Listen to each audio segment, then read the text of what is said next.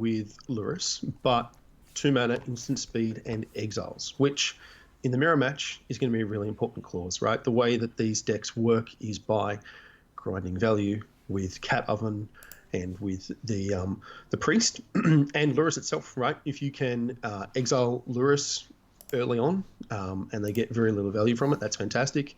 If you can get rid of a cat, then you can kind of just slow your opponent down. So definitely will be, I think, a very important card in the matchup in the post-board game. So looking forward to seeing how that one plays out. Absolutely, absolutely. So what we might do is just get the players queued up and we'll jump into a match, hey?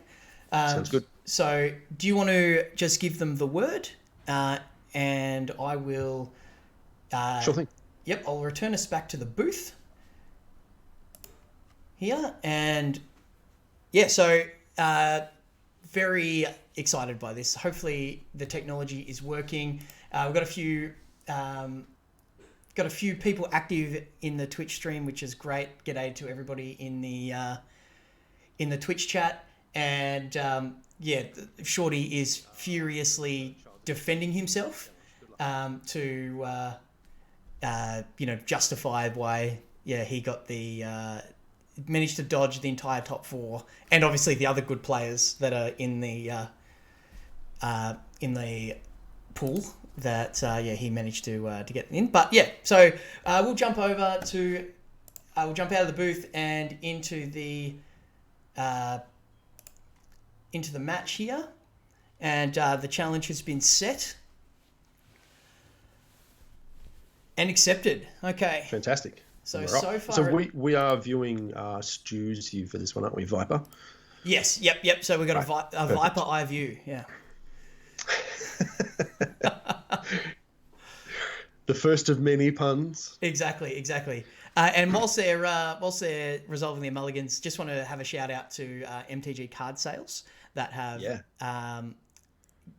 been really generous and offered some vouchers. So the prizes for this league are a mixture of boosters and vouchers for mtgcardsales.com.au. So Stu's on a mulligan. Looks like he's on another one now as well. Well, you might just ship a swamp, maybe. Right? You got a turn one player, turn two player. Yeah. Or maybe ship the Fabled Passage. I mean, does he need double red? Let me look at his list. He doesn't have any double red cards in this at all. In fact, no, it's predominantly a black deck. Double coloured pips in any of these cards. So, I think. Look, it's not great. It's not what you want to see, but I think this is better than 5. You've got land drops and you've got early plays. I'd be inclined to keep this. I think. Let's see what Stu's going to do here. Yep, he did keep it. Either the Fabled Passage or a swamp. Yep, okay. I just realised that I wasn't muted in the Discord channel because you could hear what I was saying. Oh, okay. Bit of outside information. I promise I wasn't coaching. So look at that. That's a good draw. Yeah, really good draw. So we know that there's going to be a Lurus sacrifice deck in the finals. Yes, we do. I'm kind of glad that it's not, we're not running the risk of a mirror match in the in the final. Yeah, so I think the way that it worked out in the deck choice, and we'll get to Shorty's and J Mud's deck choices when we kick off their match. But it's an interesting little metagame, I think. It'd be interesting to see if Stu attacks there. I think I would have offered the attack because if he blocks with Scorpion, then you can kill it. You kind of now that Child has got down the Priest, as much as possible, you want to try and keep him off 2 creatures, particularly value creatures, right? Yeah. So now he can actually sacrifice Croxa in response to the trigger, and Stu's going to lose his Scorpion at this point. So not ideal. I mean, he is, but he'll. Yeah. You sacrifice. You've got to discard first to Croxa, and then I imagine that. you sacrifice the Scorpion, right? Because then Yes. all of Rebel Walker's team is tapped. You get in a hit with the Butcher. Yep. And then you've got Oven next turn. But I think the next turn's play will be Swamp, Oven, Croxer, sack Croxer to Oven with the trigger on the stack. Which is great because then you net 2 foods, and as soon as you get a cat out, then you're already ahead in the food game, which is important. Yeah, right? yeah. It's extra triggers. The Scorpions obviously just cancelling each other out here, so kind of nothing is going to happen. The life totals haven't changed so much, but yeah, interesting start here for sure.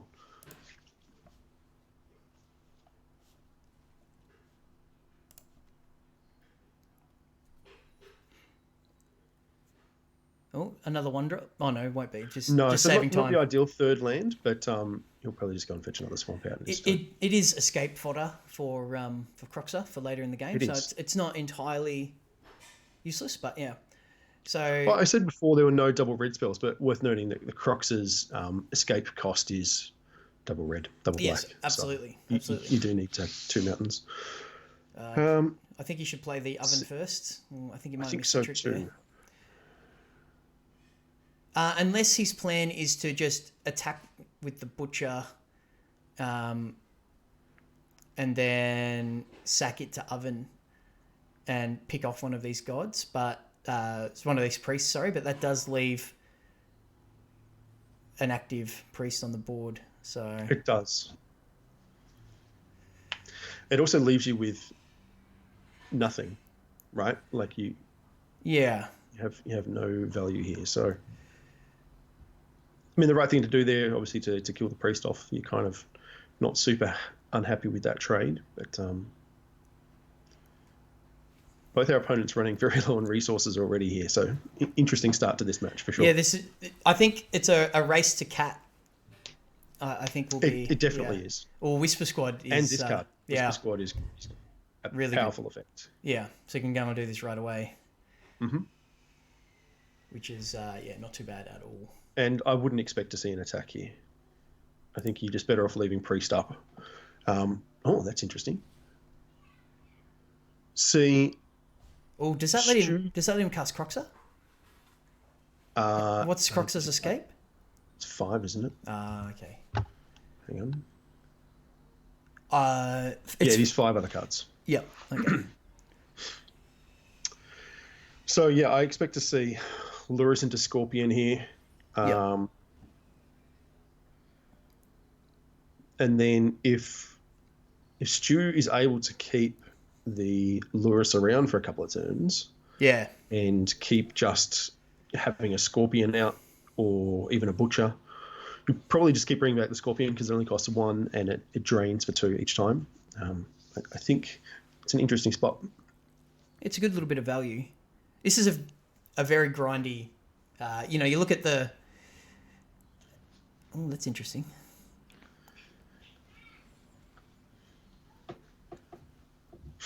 That's the red source gone for bringing back Croxer. So it's Sue punished for playing the Swamp in the last turn there.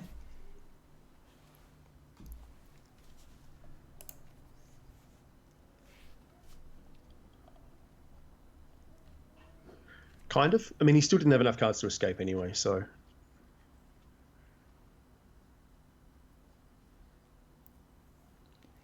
Yeah, that's true. That's true. I guess the Scorpion is, if nothing else, it's a buffer for keeping your Lurrus around from the Edict effect. And Castle Lochthwain may come in handy. The priest is really the key component to this. Absolutely. So Stu needs to find a priest, but he's got time to find a priest, I think, of his own, and then he should be able to get a valuable turn. Yeah, this draw step will be quite important. See, that's pretty good. Yeah, I mean, he can play Scorpion into Dreadhorde Butcher, or second Scorpion, or just Croxer. You can cast Croxer for value from the Lurrus cast. Yeah. Instead of having to Yeah. escape it each time. So If it's a grindy matchup, that's definitely a grindy effect. So let's see if he... sacks it to the oven for value. Yeah. There's an argument to not, in case you want to... you can hold up the oven as protection against claim. That's true. I think he should play... Oh, there's an attack here for him, I think. I would attack. Yeah. Lifelink, damage. And then he can play this Scorpion from hand. That one comes into play tapped. Is that the fourth Whisper Squad now? There's one in the bin sacked earlier to a priest? Yes, I think so. Yeah. Yeah. We are viewing all these games through Discord, so we don't have the ability, like with some Twitch streams where you can hover over the cards and see what's in people's graveyards. Unfortunately, we're not quite that sophisticated yet. But... No, we're this is the first time we've done something like this, so I think we're going okay so far. Is this an end step? Yep. So sacrifice a Scorpion. Oh no, is this a main phase? Yep. This is main phase. The priest was tapped from the attack last turn. Yep. So he must have a way to deal with the Lurrus, you would think. Another priest? Okay. So that's the third priest we've seen now. Thank you, Stu, for Yeah. doing that for us. Yep. Okay, that makes sense. Good bit of value there. Yeah. Smarty is a good card. Yeah. Stu agreeing and showing his appreciation. Yep.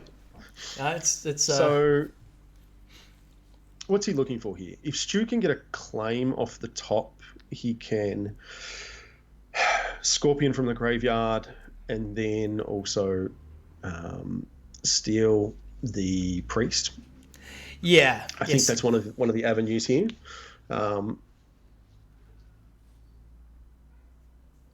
He's obviously feeling like he needs to exert a bit of pressure. Yeah, he needs to establish a board because I mean a bunch of 1-2s and such aren't exactly super scary, but in a grindy game, if that chip damage can add up with priest activations and Croxar and things like that. So, yeah, definitely. It's worth noting that with these builds playing Lurrus, the companion's restriction, if you would, is that none of of your creatures can cost more than 2 CMC. So it means there's no Mayhem Devils, which has been the historical build. Yeah. And this is where, I mean, Stu was going to lose that anyway, so he's just denied child an attack with a 3/2 with lifelink, which makes sense. He gets the food. I don't know that he's got any way to recur it. No, Just having a look at his list. I'm not sure. Oh, Call of the Death Dweller. He's got 2 copies of that. Okay. Yeah, so 2 copies of Call of the Death Dweller. So we'll see what happened there and how that plays out. Yep. If Okay. you draw into one of those. Stu looking to his library, it's like tapping the top of his deck, arena style there. Apologies. So. Apologies if anybody can hear a distressed child in the background. She refused to have her nap. My wife's dealing with her at the moment while we're doing this. So. It's fine. This is real life. Chewy and I have 5 kids between us. So expect intrusions at some point. Yeah. Okay, we've got a Lurrus. See, this is a really stocked graveyard for child to be able to. Basically, he's got his choice here. Yeah. We've got your. I'm not sure. Probably a Scorpion, I'd imagine. Cast something with Lurrus from your graveyard each turn. Yep. I don't know whether it's my internet or yours, but we're getting a little bit of lag and a little bit of robotic voices. It's Oh, okay. We'll just keep an eye on that.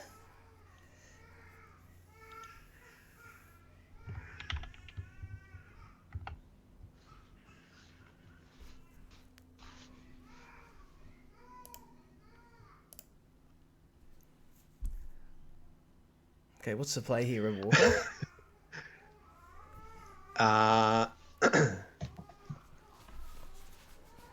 Okay, wow.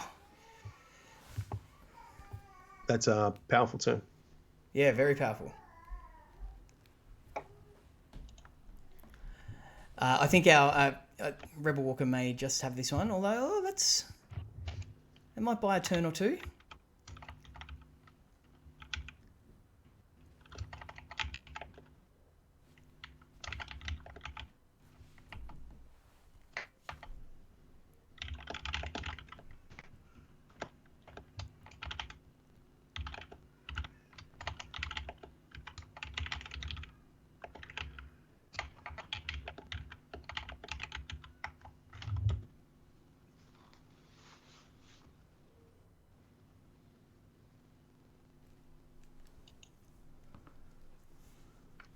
Okay, getting aggressive here with a Shocked in Blood Crypt. We are just having some audio issues. Not sure, just trying to diagnose them in the background here, guys. So just need to bear with us.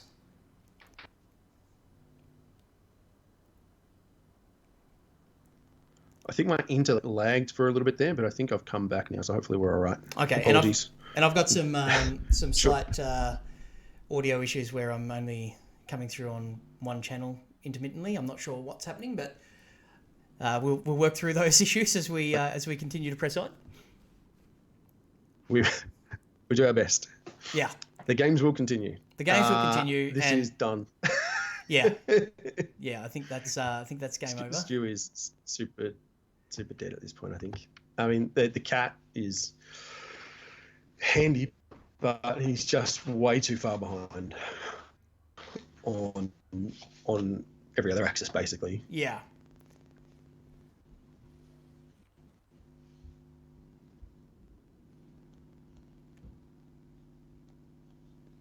He's doing what he can to prolong the game as much as he possibly can to try to find some way to win. But So he what do you do there? Okay, it's interesting. goes to 5. So he can bring back a cat, Yeah.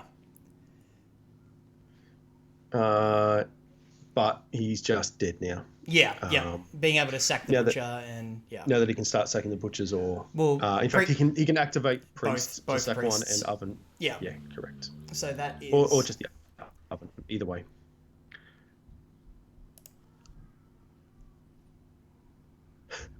Or you can just cast Croxer and just do it that way instead. Yeah, That also plenty of works. different avenues there. Yeah. It's like choose your own adventure. How would you like to win?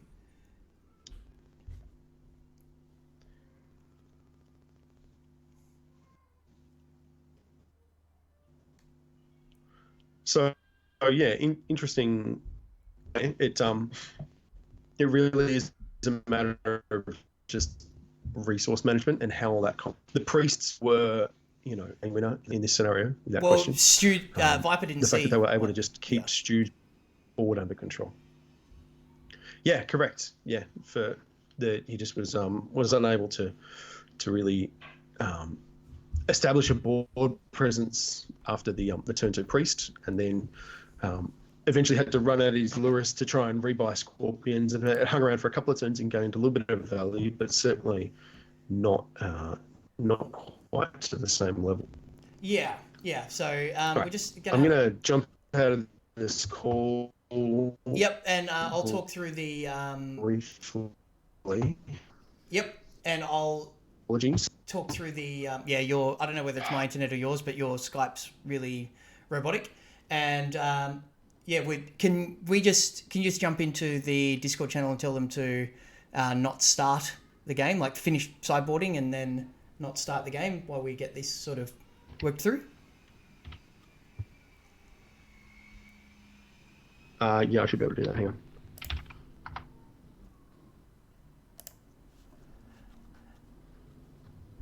And for those watching, whilst we just work through these and the guys sideboard, please be patient for us. We'll work through the issues. Do apologise. We've both got houses full of people on internet devices, so most likely it is just a bandwidth issue. Good old Australian internet. So just bear with us for a moment, and we'll come back to you very shortly.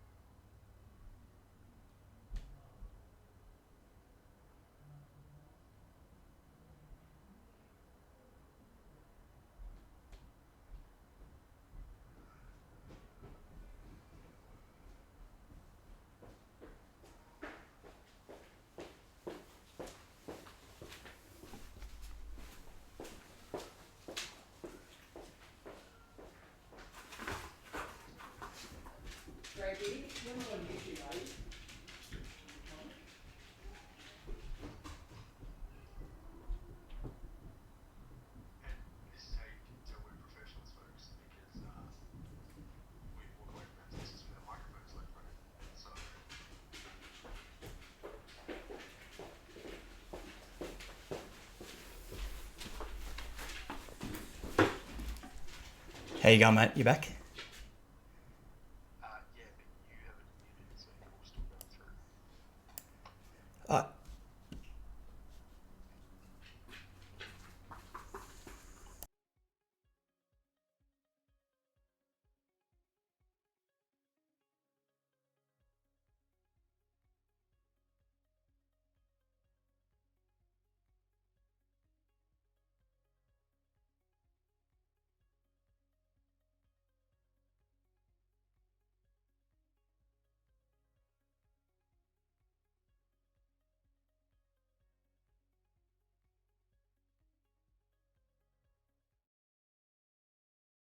Stu, just go for it, man. We're all good. All right, cool.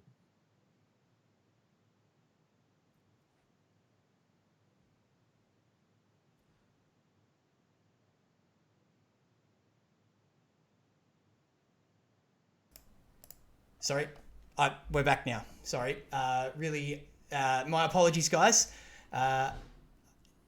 Muted the wrong thing, unmuted the wrong thing. Bit of a mess. Trying to commentate and produce at the same time with the distractions of a crying baby. It was a bit of a nightmare. So we'll jump into the match. We're just about to start game 2, and I think both players. Both players took a mulligan. Stu took a mulligan. Yeah, Stu's got a good opener though. This is a pretty strong start for him to be able to go priest, and then with Whisper Squad you can generate some value there, as we saw in the first game. So Okay. Interesting choice to not run the priest out on that turn, because Yeah. next turn you could activate Whisper Squad and cast Oven and activate priest all in one go. Yeah. So I think that would have been the line I would have taken, but yeah. And then you would be able to kill the butcher and it wouldn't. Yeah, tricky there. The butcher's a good card to have because it'll be able to kill the priest if he activates. Yeah. I just got a message on our Discord from Rebel Walker. He has just told me what his sideboard plans were, which is interesting. So -4 Croxer, -4 Whisper Squad, -1 Swamp, Okay. +3 Active Treason, 3 Shield Breaker, and 3 Scorching Dragonfire. Right. So And there it is. yeah. I think you just have to let that go if you're Stu. Yep, you do. You need to be able to activate the squad and. Well, there's try and generate some also, value. I mean, he can play it again off Lewis, right? That's true. If he needs to, so it just kind of slows him down for a turn. Although, yeah, he's going to need to. So what Stu wants here is a claim, but he doesn't have any red mana, No. which is a problem. Okay, so Cat kind of helps. I think you have to cat. Then, I think you cat. No, here's what you do: you Whisper Squad, and then I think you double Whisper Squad and then play Priest. In fact, I would not cast Lurus here I would because not it'll just cast die immediately to the butcher. Yeah. I mean, you can get back your oven, but that's kind of it. Yeah. No, That was one of the differences we saw in the first game as well, is that Stu ran his Lurus out much earlier. Yeah. Admittedly, he was kind of in a position where he needed to a little more, but he certainly was able to generate less value from it because it was claimed and he ovened it in response. So, yeah. Yeah, I think he could have. Could have played This that is a a little tricky differently. matchup for sure. Yeah, definitely. I think I would have done something similar to you. You kind of just have to accept that your priest is going to die, and you're better off clearing the Dreadhorde Butcher. Because I mean, what does he do now? He's got a 3/3 that attacks. How do you block? You're going to have to put Lewis in front of it, right? And then you're going to lose your priest to the trigger, and there's no good situation here for Stu. I don't think it was basically a 4 mana oven, but now he's kind of got no Lurus value, unfortunately. No. If you do that, or you the other option is to just it becomes a 4, or you just but you just let you block with the priest. Is that his option here? No, the priest is the way that you can maybe hope to get back in it.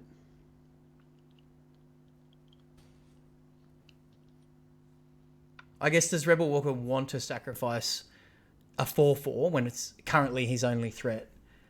He doesn't need to, right? He's got the shield breaker, so he can fend off the priest activation, and there you go. Yeah. I mean, the deck is also chock full of 1-drops, right? They're both playing 12 1-drops, so Yeah. it was unlikely to.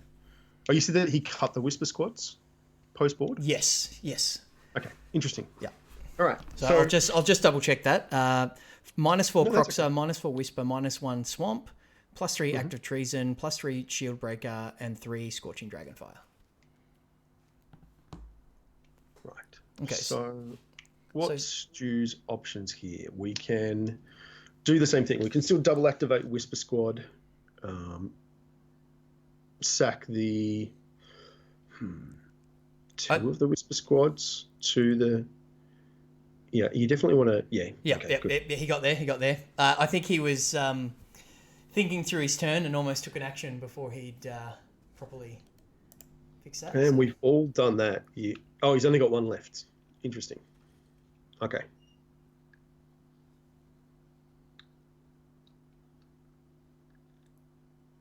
So you can't attack with Lurrus because they'll snap off the trade with the shield breaker.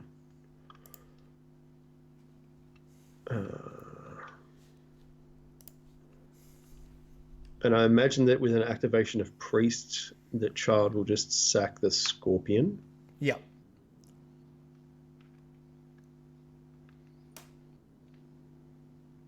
This is an interesting turn because, like, Stu's board is set up for value, but we don't know what Rebel Walker's got. He could have Stone Nothing, and Stu could get right back in this. But yeah, Castle Lochthwain may come into play for both players here in this match. See, looking at this board again, I think Stu should have activated last turn because he didn't cast anything out of his graveyard with Lurrus. So if he sacked the Whisper Squad and the Cauldron Familiar, then he has the opportunity to recast the Whisper Squad last turn and then cast another one again this turn, or bring back Cat. And that's how he's going to be able to stay in front, is to get the maximum value he can each turn out of Lurrus. Yeah. If it just sits there with an empty graveyard, it's a 3/2 lifelinker, which is kind of irrelevant in this matchup, right? Yeah, exactly.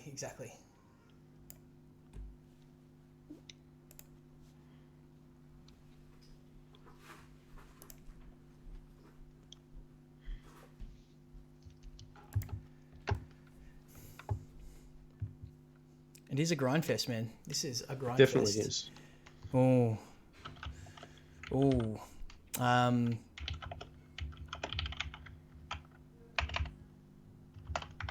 So claim the firstborn on the companion here, which has led to an activation of Priest Forgotten Gods.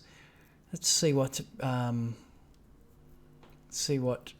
is sacrifice here. Probably the Scorpion, although the Butcher is an option, or maybe just a Shield Breaker, right?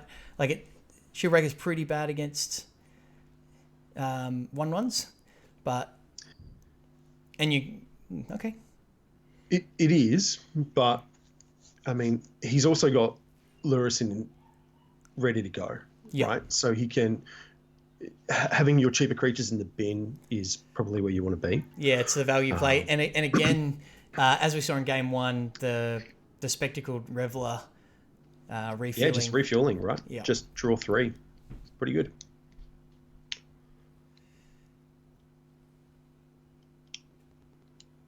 And so this is where Stu's missed out on some of that value by not activating for the Lurrus earlier. I mean, you run the risk of him of Child Rebel Walker deciding that he's going to sack the Butcher to Stu kill it. needs to activate this Castle Lochthwain with this black mana as well. Yeah, that will definitely help. Or he could have gotten another Whisper Squad. He's missed an opportunity there, I think. I don't know. He didn't have any Whisper Squads. There's a Whisper Squad in play. He didn't have any left in his library. Oh, right. Oh, okay, right. So that was a good draw. Yeah, very good draw. So effectively, the Butcher's never going to connect again now. No, not which is a really powerful spot for Stu to be in. So I wouldn't say he's ahead, but he's definitely managed to stabilise for the moment. However, Lewis coming down next turn, casting Oven again, and if Child's managed to find a priest, then that will obviously be impactful. Yeah.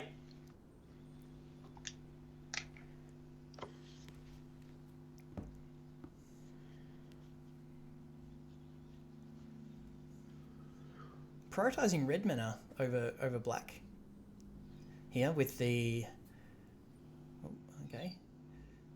you Okay.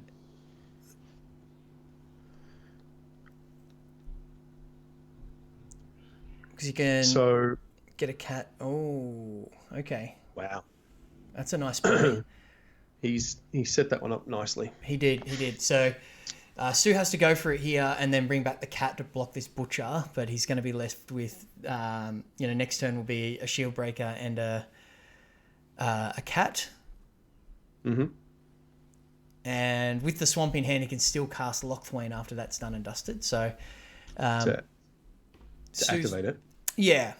Sorry, activate Lochthwain. Yeah. So Stu's still got plays here. He does, but it's certainly swung back against him now. And it's the Rick Smarty, right? Just drawing you that extra, just to refill your hand. Yeah, absolutely. Back the cat. Yeah, I think he missed a trick here. Well, I suppose you can only rebuy the cat once now. So yeah. So he's looking to get Call of the Death Dweller. I think will be his best draw. Yeah, absolutely. Bring back a Lurrus and try and kind of get back in. Yeah, see, he has no way of using that to punish here, unfortunately. If he was able to steal the Butcher and then... Yeah, I think he just needs to... sacrifice it. Well, he needs to hold it. Okay, Maya's Grasp is not terrible. Dreadhorde Butcher says equal to its power when it dies. It does. So when it dies, it become a 1/1. Yeah.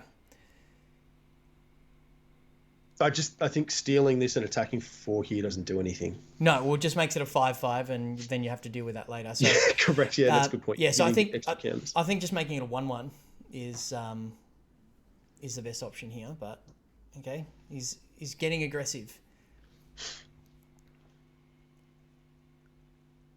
He's getting very aggressive. Wow. Okay. He's cleared the way. He can bash for 5, but then he's going to take 8 on the next attack. But then he takes 8? Yeah. Look, I get it. Yeah. Yeah. Yeah.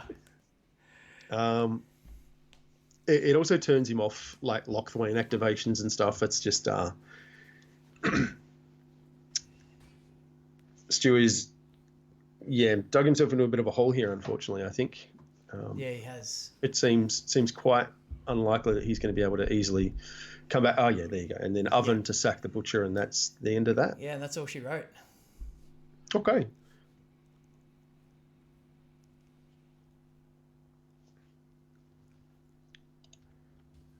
And there we go. There we have it. Okay. We have our first finalist. We do. And surprise, surprise, it's a cat oven deck, which something that we anticipated. But yeah, so we've got back to the booth now. Welcome back, everyone. Still some technical glitches that we're working through. I think I need to push my mic cable in a little bit. I'm dropping to one channel.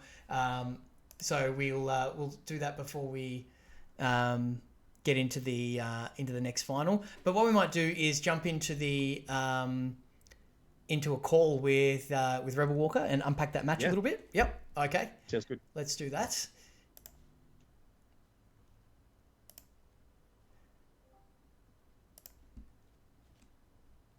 Congratulations, man. Hey, cheers. Yeah. Well played. Thank you. What's that? I missed that. We've got you just coming out on the stream as well. Yeah. Ah, cool. Yeah. So you've got some the Scorching Dragonfire was quite good there. It was a Big. Yeah, nice little play. Audio is very quiet coming in through here. So let me just crank up the desktop audio. Hopefully you guys can hear on the stream. I think because we're on a Skype call and on Discord, yes, Skype's doing Skype things. So yeah, how did you feel? How did you feel about the mirror? How much practice have you had playing the mirror over the Played over it the quite a gym? bit actually.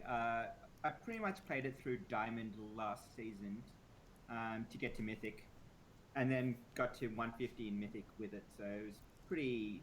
Like I've played it a lot. Okay. Yeah, like I think Disco played quite well. Disco Stew or Viper. Mm-hmm. Yeah. Yeah, But Disco I Stew in the wasn't Discord. captain- Sorry, what's that? Oh, Disco Stew in the Discord, but yeah, Viper on Arena. Viper, yep. So I think Viper played quite well, but there was a few sideboard cards I wouldn't have kept in, like Whisper Squad. I just don't think does enough in game 2 and 3. But yeah, I like You don't Mirror. see the value of the priest there being worth it? You don't think that's the axis you're fighting on? It is pretty important, I guess. But there is other sack outlets, and Sure. you Squad. are bringing stuff back from the graveyard. So I think sacrifice. I think there is other things you can do, more important things you can do. Pretty much, I mean, like the active treasons. I bring in the active treasons, and Yeah. the shield breakers and scorching dragonfire. That's 9 cards right there. So Yeah, it's a lot of sideboard that you've got to bring in. So you've got to make Yeah. cuts somewhere, right? And I can Yeah, see how that's definitely one of the spots you're looking to shave on. You kind of just going a little bit bigger. It seemed like in both games, the fact that you're able to reload with your Rick Smarty was really important as Yeah. well. You know, just Yeah, that that's- extra burst of value and just resources that you got there. Yeah, in both Yeah. games, it seemed like it was a bit of an arm wrestle going on, like an exchange of resources, and yeah, like a 2/2 ancestral recall was yeah, turned out to be enough, eh? that might be like I only play 2 in the deck, but I feel like whenever I draw it, it's just a blowout. It's amazing. Yeah, very Well, good. it's so trivial for you to be able to get the trigger. damage into to maximize your value there, and like the Yeah. discard is not even a downside most of the time, right? No, it isn't. Like it's normally your last card. Are you just pitching something you don't want, especially in game 1, Yeah. and like the 3 cards is just amazing. And then it means you're up to 4 mana as well, and then you can start playing Laris from your companions, I guess. Yeah, and start And- getting that value. Yeah, exactly. That actually So- seems like a really interesting point there as well. Is just being able to maximize your Laris every turn, and Yeah. in both games, Stu was like in game 1 particularly, he was sitting there. I think he had like just lands in hand, and so he kind of cast his Laris and got like a little bit of value, but he had no real burst of value that he could keep going. And then you went to claim it, and he had to oven it in response, and it was like he got a little bit, but it wasn't kind of what you're hoping for. And ideally, I'm sure he would have liked to wait another 2 or 3 turns so he could, you know, have better resources available. But the deck wasn't there for him, unfortunately. In that Yeah. case. I think flooding is. I mean, it happens. Of course, of course it is. I think, but yeah, I think you played really well, man. It seemed Yeah. like you kind of had some of that sequencing down. You'd obviously played the mirror a couple more times, and it just it lined up nicely for you. Well done. Yeah, well done. And also, like, congrats and commiserations to Stu. As we mentioned in the intro, he is new to a competitive sort of Magic playing. Been playing for a little while and has just kind of gotten into the competition side recently. I think his first actual event was our Bushfire event where he played Pioneer only maybe 2 months ago. So it seems like a really long time ago now with everything that's going on. But yeah, he is he's sort of getting there. And congrats on making top 4, Stu. And no, there's no shame in losing to a mythic ranked player in a mirror match. So I'm sure he'll watch back and take some lessons, and yeah, he'll come back stronger and scarier in the next league. All right, so cool. Charles, before we let you go, I got a question for you. I'm sure you're going to jump in and watch this next match. Who do you want to play against? The Team of Mutate builds or the Gruul Beats? The Gruul Beats, actually. I've never lost to the Gruul deck, and Okay. I have no idea what Shorty is doing. I don't know that deck. I don't know how to play against that deck. Shorty's I got up nothing. we'll talk about that in a minute.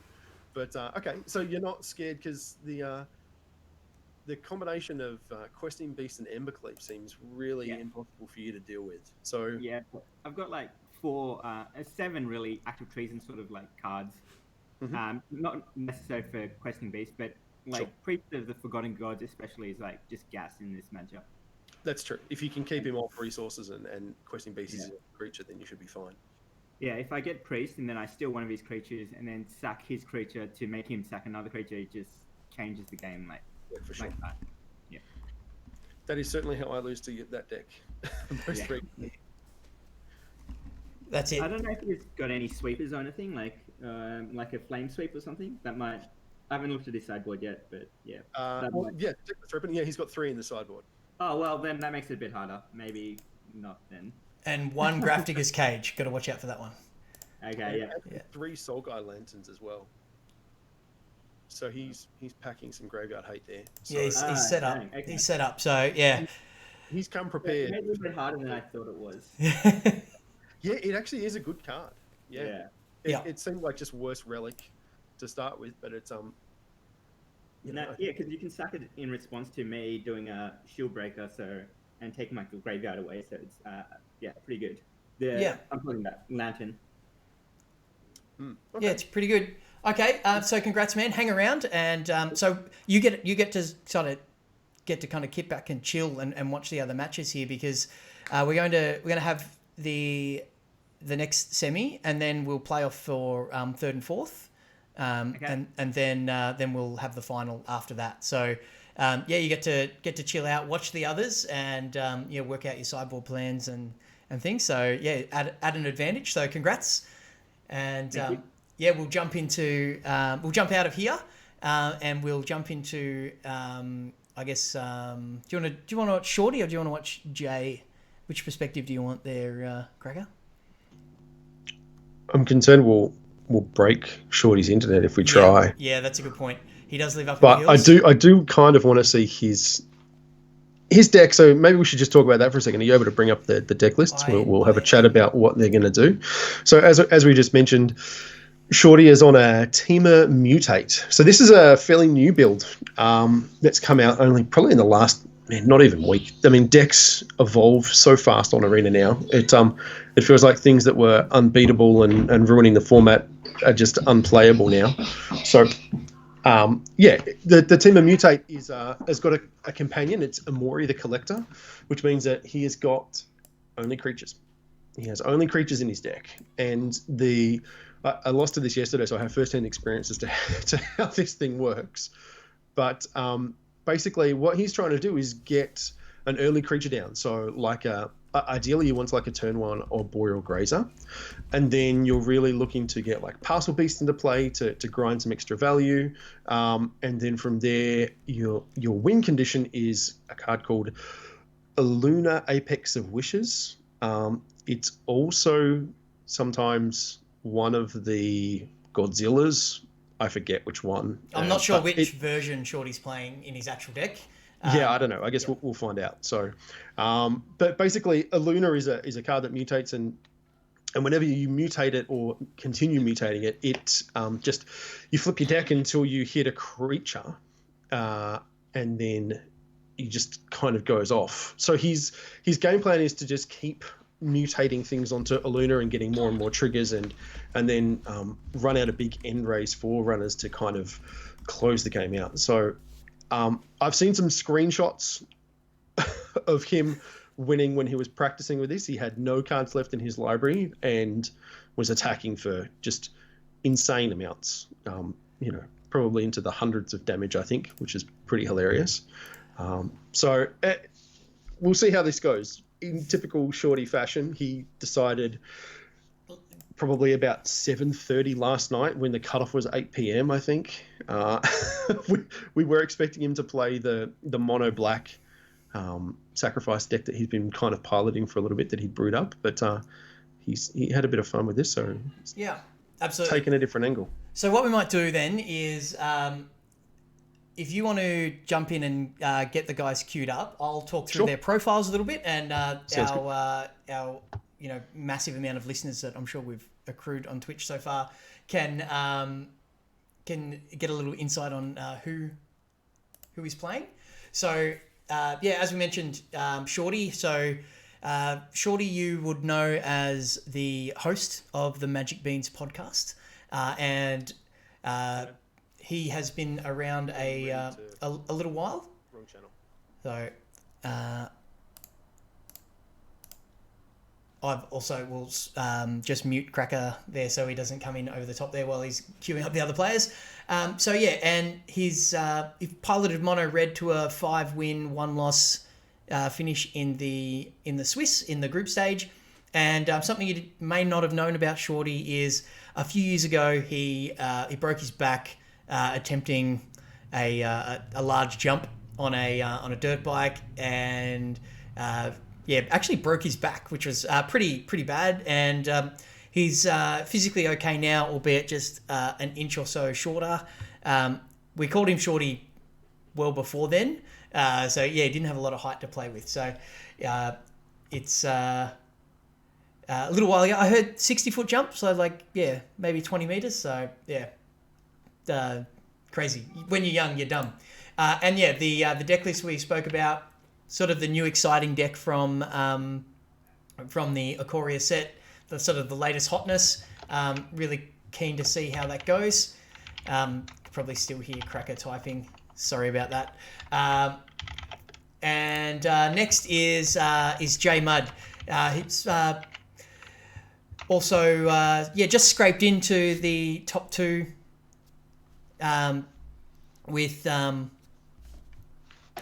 just scraped into the top 2 in the league in Group B, and he played Team of Clover, but also a multitude of other decks. So a little bit like Child Rebel Walker, kind of brought a bunch of decks through, and ended up with 4 wins and 2 losses. And as I mentioned in the intro, he made the top 2 by, to quote him, losing better than me. And you can, and a little bit about him is he does not need an excuse or any encouragement to play 5-color Niv Mizzet Fires. Played that deck a fair bit. If you want to check out that deck on our YouTube channel, we had a social distancing event. It's labeled a few weeks ago, where he had he made the finals. With the Niv Mizzet deck, and it was awesome.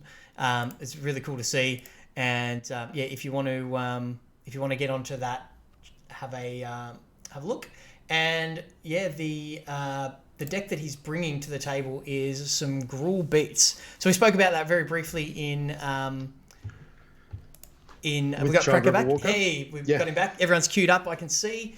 Yes, looks like we're ready to go. Sorry, excellent. I was just letting the guys know we're all good to start. Yep. So I was actually having a quick chat with Jay about this last night. He's got some interesting choices. He's got a Ceratops in the main, which is normally a sideboard card that you see, but it actually might come in really useful here because, a number of Shorty's creatures are actually blue. So the pro blue and reach factor might come in handy at some point. So be interesting to see whether that's a factor, but also trample and haste. Trample and haste, yeah. Yeah. There is just the one copy. There's a couple more in the board, which is yes, which is also exciting. So I like the trample plan, and the trample and Embercleave obviously. Are really good friends, as is Death Touch and Embercleave with the Questing Beast. It looks like Jay's anticipated the metagame fairly well. Wanted to bring something that's just bigger, something that can race. I think this is a tough matchup for him though. He's going to have to do some work to try and get under Shorty's big pigs. Nonsense. Yeah. Well, kind of. It's interesting because I was saying that I lost to this deck last night, but I've actually also played it where my opponents played a couple of the Polywog Symbiote, it's called, which is just like a 1/3 with mutate that loots, and they just stalled out. So we know exactly what Jay is going to do, and it will do it every time, right? There'll be slightly different variants, but Pelt Collector, Galia of the Dance, Robber of the Rich, Zertar Goblin, they're all pretty interchangeable there. You've got, 10 2-drops with haste. So that's going to happen. Yep. And Shorty's deck, it has a fail rate, right? It's It does. combo-esque. It's a creature combo deck almost. Yeah. And when it goes off, it will be off. Like, you won't be able to do anything about it. But I mean, those draws have to line up a little better. So we shall see. Yep. Okay. Well, let's jump in, and we'll get the guys to we'll get Shorty to accept the challenge, which is what we need to happen, and then we'll see how we go. We're watching J Mudd's perspective, so the Gruel perspective, because Shorty is lives in the hills, and his internet is less than reliable, so we're playing the percentages here. So Jay's on the play, which is exactly what he wants, and that's a lot of 2-drops. 10 2-drops with haste. You snap this off, right? Scry turn 1. Yep, it's pretty good. Yeah, we're losing your audio again. Maybe it was just a little glitch, but we'll continue on. Did Shorty mulligan there? I think he did.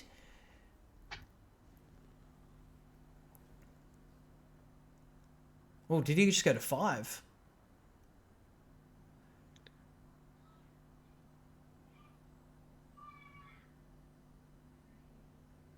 He might have. That's right. That's why we play best of 3, because sometimes magic happens, and we end up with a. Absolutely. Yeah. So, I mean, this deck can win from this position quite, I wouldn't say easily, but it definitely has the draws to do that. If you can go kind of a grazer into some other things, then it's look, it's an early blocker. You know, a 1/3 does really well against a bunch of 2/2s. So we shall see what happens there.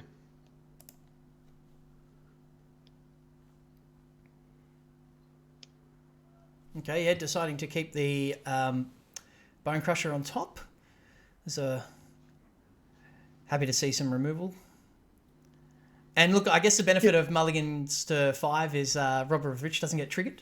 So good tactic there from Shorty. Exactly. Good tactic. Playing around it. Well done. Well done. Yeah. Okay. And see, so this is what I mean. You've got. Okay. So yeah, exactly. There'll probably be a bunch of reading the cards because yeah. Jay had mentioned that he still had never played against this deck. So, I mean, I expect he'll just cast another. Dragonfire this and attack. Yep. Yeah. Just needs to get aggressive, right? Well, it also just turns off the mutate plan. So if Shorty was able to, have that stick around and then play a parcel beast onto it where you can start, tapping one and looking for lands and, or drawing cards, then that's how he gets back in head. But this is kind of almost over. Yeah. I don't think you trigger the Galia here. No. Nope. No need to. And we're going to follow this up with a QB. So.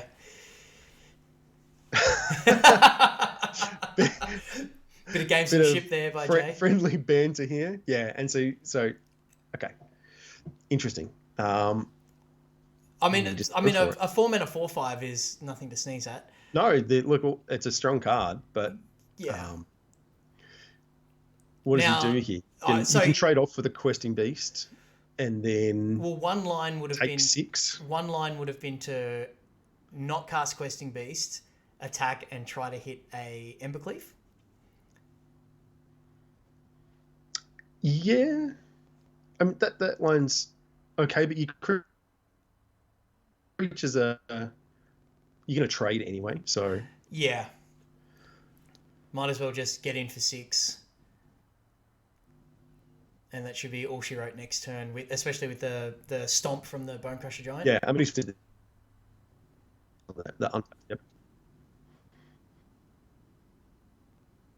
Yep.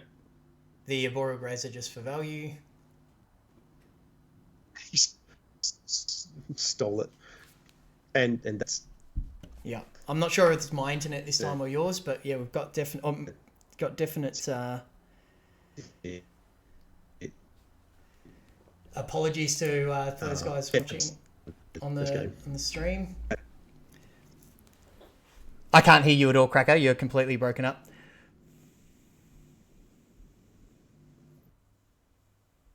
So this is exactly what Cracker talked about with the sometimes there's a fail rate with the Umori deck. So it's Shorty doing the right thing and blocking the 0-3 there. So we will we'll jump in and see what the sideboard options are here with both players. So, and I have got the. Here we go. Am I back, Chewy? You are back. Yep. So, Shorty here. What does Shorty bring in? Voracious Hydra seems okay. Shore Shark as a bounce option. Does he just play Brazen Borrower to try? No, it doesn't seem so great against. I think Shore Shark and Hydra for bodies that have a meaningful effect when they come into play are good options here for Shorty, and might want to take out some of his more sort of mid-range effects. Yeah, it's going to be tough. And if we have a look at Jay has got some Dragonfires to hit those, and Ceratops as we mentioned before. So I'm not quite sure what they would sideboard here. I think Jay mentioned that he's just gonna wing it, so we'll yeah.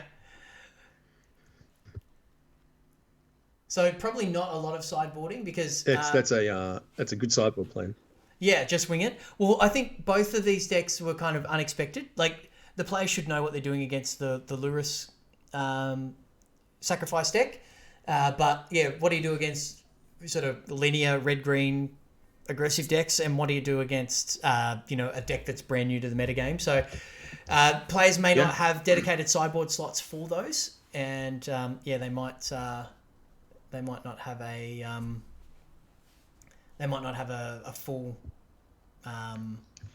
fully formulated plan, I guess is what I'm saying. Yeah. Well, they should check out our podcasts that we just released on sideboarding. They should. Part of our Evergreen series, see right? if there's any pro tips that they can pick up. Yeah. Yeah. It's a new thing we've just started. Just throw that little segue in there. Yeah, it's really good. So we've got a few of those queued up as well. So we do, which means that we've got weekly episodes of the Magic Beans podcast. So it's really good. It's something we're pretty excited about, and it's been a lot of fun to do. And you can buy all of your sideboard cards from mtgcardsales.com.au and there you go. Use the checkout code BEANS15. There is a 15% discount code from there. So you heard it here first. It's a pretty good way to build your collection if you can do it at a discount rate. And prices have dipped slightly. On the last episode of the cast, we had Polywaffle on and spoke about the financial impact of this social distancing, and there has been a slight dip in some cards. So already discounted Magic cards you can get for an extra 15% off at mtgcardsales.com.au. So check those guys out. They've been really generous and supported the Beans with that discount code and some additional vouchers for the leagues. So if you might just switch us back to the booth while Shorty's still sideboarding, I believe. Go for it. Yep. I think they're waiting for us to give him the go ahead. Actually, he's just sent through a note saying that he's ready, and he's basically shaved a little bit off the top end, and he's bringing in some borrowers. So as you were predicting, he's just kind of bringing some cheap interaction and see if he can keep Jay off balance for a little while. Yep. Okay. Just needs to buy a turn or two. Yep. So let's jump into the match then, and if you go give those guys the green light. And I've just received a message from Jay, so I might have a sideboard plan there as well. No, he was just checking that he wasn't playing too fast. No. Oh, good. I mean, that curve out was going to win fast no matter how slowly you drag the cards around on arena. Exactly. So the faster they play, the less people have to listen to us, I suppose. So There's definitely that's that. something. All right, so that's a much less impressive hand. There's a comment in the Twitch chat. The speed of that match knocked another inch off Shorty's height. That's fantastic. He doesn't have any inches to spare, I gotta say. No, he does not. That's an interesting keep. Yeah, very much. Very interesting. I don't know that. I mean, look, you've played this deck a little bit. Would you have kept a no creature opener? No, I would have sent that. Back. Yeah, because I mean, you've got, like we said, we've got 12 2-drops and 4 1-drops. So you've got 16 plays in the first couple of turns that put pressure on the board, and you know, repeatable damage is the way that you win these kind of games, right? Yeah, exactly. And look, exactly. He's got a Bone Crusher Giant that. Shorty sending a message that just I think you need to go land Dragonfire main phase here. Yeah. You do, which is not what you want your turn 2 to be. No, I don't think. And I think. I mean, next turn he'll be able to go Pelt Collector plus removal spell, but if Shorty can. Yep. So yeah, that's good for Shorty. I tell you what, a 4-mana 4/5. It doesn't really matter what format you're playing. It is something worthy of consideration. That's for sure. It is. I mean, the restriction is real, but you can just put it in your deck. You don't have to have it as a companion. Yeah, it's just a good body. And I guess, you know, what we were speaking about with the fail rate of Shorty's deck, it is something that can alleviate that somewhat, because it can, just brickwall some aggressive decks for those couple of turns that you need to get your things online. Well, like it's doing here, right? I mean, we've got 2 2/2s in play that, you know, one of them has haste, and there's just nothing that Jay could do on that turn, and the Amori is reducing the cost of the creatures. So not the mutate cost, but if you were just going to hardcast one of the creatures, it reduces the cost of those by 1. So, you know, Jay's gonna have a battle here. Shorty's deck has got some toughness in it. Yeah, there's some booty, man. There is some booty in. Yeah. So I mean, he can throw 2 removal spells at one of them, and 2 for wanting yourself feels pretty rubbish. He can't do that now though that he's played the Pelt Collector. No, I guess you can offer the trade of a creature and a removal spell for one of them, but I think Jay's all about the Embercleave off the top of his deck at this point. Oh, okay. Yeah. I mean, I guess. I imagine Shorty's just going to take 2 here. He's basically under no pressure, and he sees that there's the mana held up for either, you know, Dragonfire or Stomp. Yeah, absolutely. And so I'd be surprised that if he would, you know, take the free, you know, the free block creature. Yeah. People don't attack 2/2s into 4/5s and 2/4s unless they've got a trick, right? Or Correct. unless they're masters of the game. Unless they're trying to trigger raid or something. It's not in the set anymore. It's not in standard. Yeah. So I mean, like, Shorty coming into his turn, 4, 5 on. Yeah. You know, at 18, he's pumped. He was dead. On board. Yeah, exactly. This time last game. Absolutely. So very different. And I like this play from Jay, just adding extra, an extra 6 power to the board. Yeah, absolutely. It's what he needs to do. He's kind of have to go wide because he's not going to be able to go taller than these creatures. No, not at all. So, but yeah, an Embercleave off the top would be ideal, and that's nice from Shorty. And if it's a land card, put onto the battlefield. And he hits it. Okay, nice. So that's pretty good from the Parcel Beast. A bit of card advantage / mana ramp there. So, And so what the Brazen Borrower has also done, Not in you can not. Ooh. Okay. It can trade with the Amori there, so I think Jay goes Pelt Collector, Ceratops pass, and Shorty can then start beating in with a. I was going to say Shorty can start beating in with a 3-1 in the air, but Ceratops kind of puts an end to that. So Jay's Interesting. I would have been tempted to play the Ceratops and attack. And just try with to the Ceratops. trade off with the Amori? Yeah. Okay. I guess he's... Because again, I don't think I'm losing to 3-1 beats. I mean, if Shorty decides he's going to run out the Borrower, then so be it. I can Dragonfire it or something if I need to. But yeah. Yeah, I don't know. Interesting. I like this play because it means that the Ceratops can hang around for a bit longer. So trading it off is fine. But if he makes this play, he's trading it like he's 2-for-1ing himself, but he is. This might be the. Shorty's getting all the value off here. See, the thing is that he didn't play the Shorty collector, can. so he's missed 2 triggers there. I guess is what he was oopsing about with this play by not playing the Ceratops. Yeah. I mean, regardless of whether you, because now you're priced into playing the Dragonfire, right? Because you have to kill the Amori, which means you can't play Ceratops this turn. So yeah, he just missed a couple of triggers on this Pelt Collector. Yeah, he's got a 1-1 instead of a 3-3, right? So yeah, that's a big difference. Yeah. And now he has a 1-1. Oh no, so Shorty didn't bounce it. He just cast it. Okay. Yeah, that came off. That came off Adventure. So I think okay.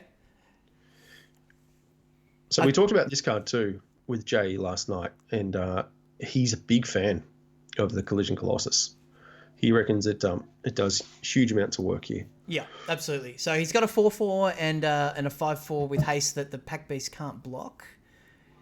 So yeah, this is 9 damage potentially coming over, and Shorty's sort of out of gas. Yeah, don't attack with that one. Yeah. I think I would attack with that one. Yeah, it's an extra 2 points of damage. Because either Shorty decides he's gonna eat the 2/2 and then he takes 9, or he doesn't and he blocks the 4/4. But again, this deck is really looking to just continue mutating over and over again onto the same couple of creatures. So Shorty's really digging here, and I expect we'll see a Scry, with Vantress. That's digging right there. So revealing Vantress off the Parcel Beast and then getting the Scry on is not a bad little play. And I would expect. Now let's see if he does something like top. He did. Okay, that's always terrifying as your opponent. That right? is the worst thing to see. So Shorty, that tells me that Shorty's in this game. So he may not go out in straight sets here. Although we'll remind him of it if he does. See, the problem is that here we go. So if he puts this on top, right? Okay. So now we'll start to exile some things, and this is where this deck can really just start churning through the deck. He was lucky not lucky. If he'd only had blue creatures, he was basically dead to, Ceratops plus, Colossus. He can't cast both. No, he can't now, but he's got green creatures to block the Ceratops. I was saying if Shorty had only had blue creatures in play, he wouldn't have been able to block the Ceratops. And Ceratops plus Colossus is a lot of damage. But I think you just Questing Beast now and kind of go for it. Or you attack Ceratops in and try to kill his 6/6 with. Okay, yeah, okay. He's leaning on Colossus here, and he can also give Ceratops trample if he needs to, and to get over for a few points of damage. So I expect the 4/4 Pelt Collector to die, so it'll leave him with a 3/3. I think Shorty's going to take 5 here and then block the 4/4 with the Auspicious Starix, yeah. rather. And then we'll go from there. But Which isn't if he isn't doesn't a great position for him to be in, but but doesn't he? How? oh, I didn't see him attacking with the 2/2 as well. Yeah, Colossus. I think Colossus wins here if he blocks like this. How much damage? What's the pump on Colossus? +4/+4? It's +4/+4/+2, isn't it? Oh yeah, +4/+2. Yeah. So if Shorty blocks like this, Colossus on Ceratops is exactly 9. Right. But these are the correct blocks. Oh yeah, and I guess From Shorty's perspective, like there is, like you resign yourself to the fact that you may lose your creatures in blocking like this, but you also no, I disagree. The Starix had blocked the Ceratops in my mind, and then I'd block the 2/2 and take 4. okay. Fair enough. That's what I would do. But I mean, maybe I'm undervaluing my mutated creature. Like Shorty does need to get value off that living. So he does get an activation out of this if the Colossus goes onto the Pelt Collector, the 4/4. The Starix can tap in response, which is where I expect to see it going. which one does he target here? So that means Shorty's going to lose both his creatures blocking this way. So Shorty blocked differently to the way both of us suggested. Yeah. Yep. And so has he given trample to his Ceratops? Not yet. Oh, he didn't have a window until Shorty activated that. Shorty might have just... Yeah, because so Jay missed the opportunity to activate his Ceratops, past priority, Sure. and then Shorty just gave it back to him. So I think Shorty may have just sort of shot himself in the foot a little there. Kind of. Shorty was going to give priority anyway, and what he was doing is correct in so much as that he needs to... I mean, is he just dead, though? He takes 1 off the Ceratops, 2 from the Pelt Collector, and then 2... No, so Shorty's still alive. He's still taking alive, 4. but he's got no board. Correct. Well, he's got a Borrower, so... Yeah, which can't block any of these creatures. No, that's true. And like Questing Beast, being there ready for the next turn is probably going to end it. But he needs to be able... He needed to scry with Vantress to work out that his to set up his Auspicious Starix. Tap here.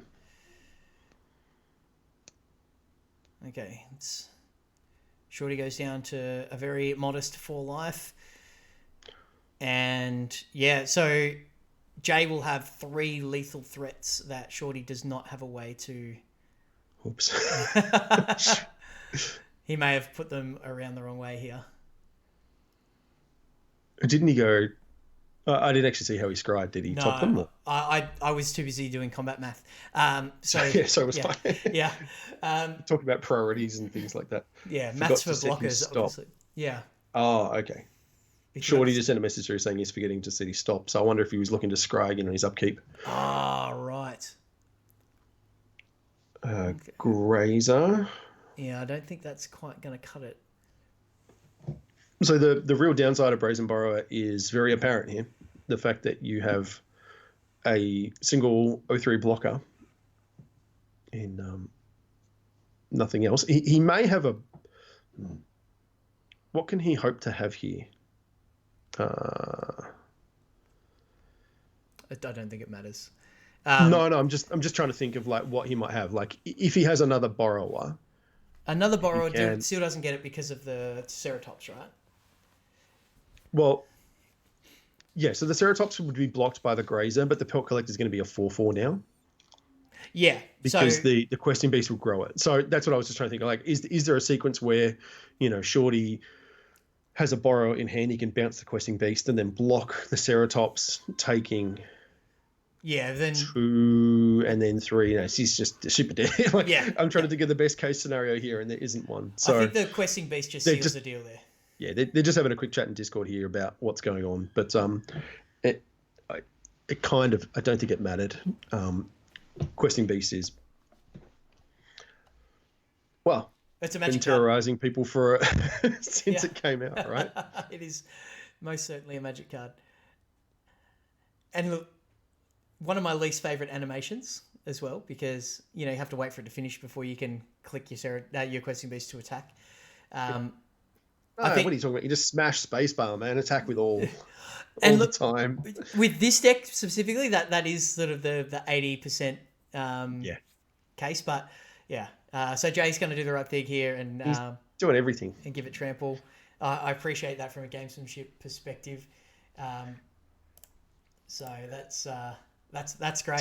So Shorty did have the borrower. So yeah.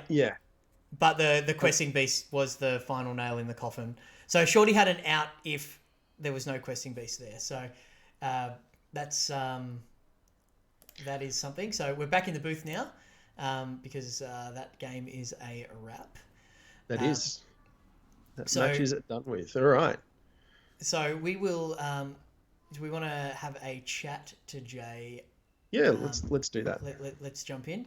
I think I had to do some tweaks here before we did just to get your volume up. And do you want to jump into Jay's channel there for us? Yep. And then I'll check your volume. It is nice and up. And then I need to crank the desktop audio. There we go. Hey, buddy. Yeah, thanks. No worries. You are live on Twitch, so good. That first game was kind of perfect. Yeah, that was insane, man. It worked out for me. It helped a lot that he had to mull to 4. Apparently, no lands in hand for the first 3 draws. Yeah, it was pretty unfortunate. I don't think it would have mattered too much. That opener was just kind of nuts. Out nicely to go wide against a 0-3 blocker, or I forget what was there. Yeah, a 0-3 blocker. A 0-3 and a 1-3, I think, at one point. 1-3, but your Dragonfire took care of that one, and you just cruised through quite easily. That's about the only game plan I was able to come up with coming into that matchup was if I saw the 1-3 poly something, I would scorch it if I could. Yeah, no, that's a good plan. That's a solid plan. Mutating onto that, it draws, it starts drawing you a lot of extra cards.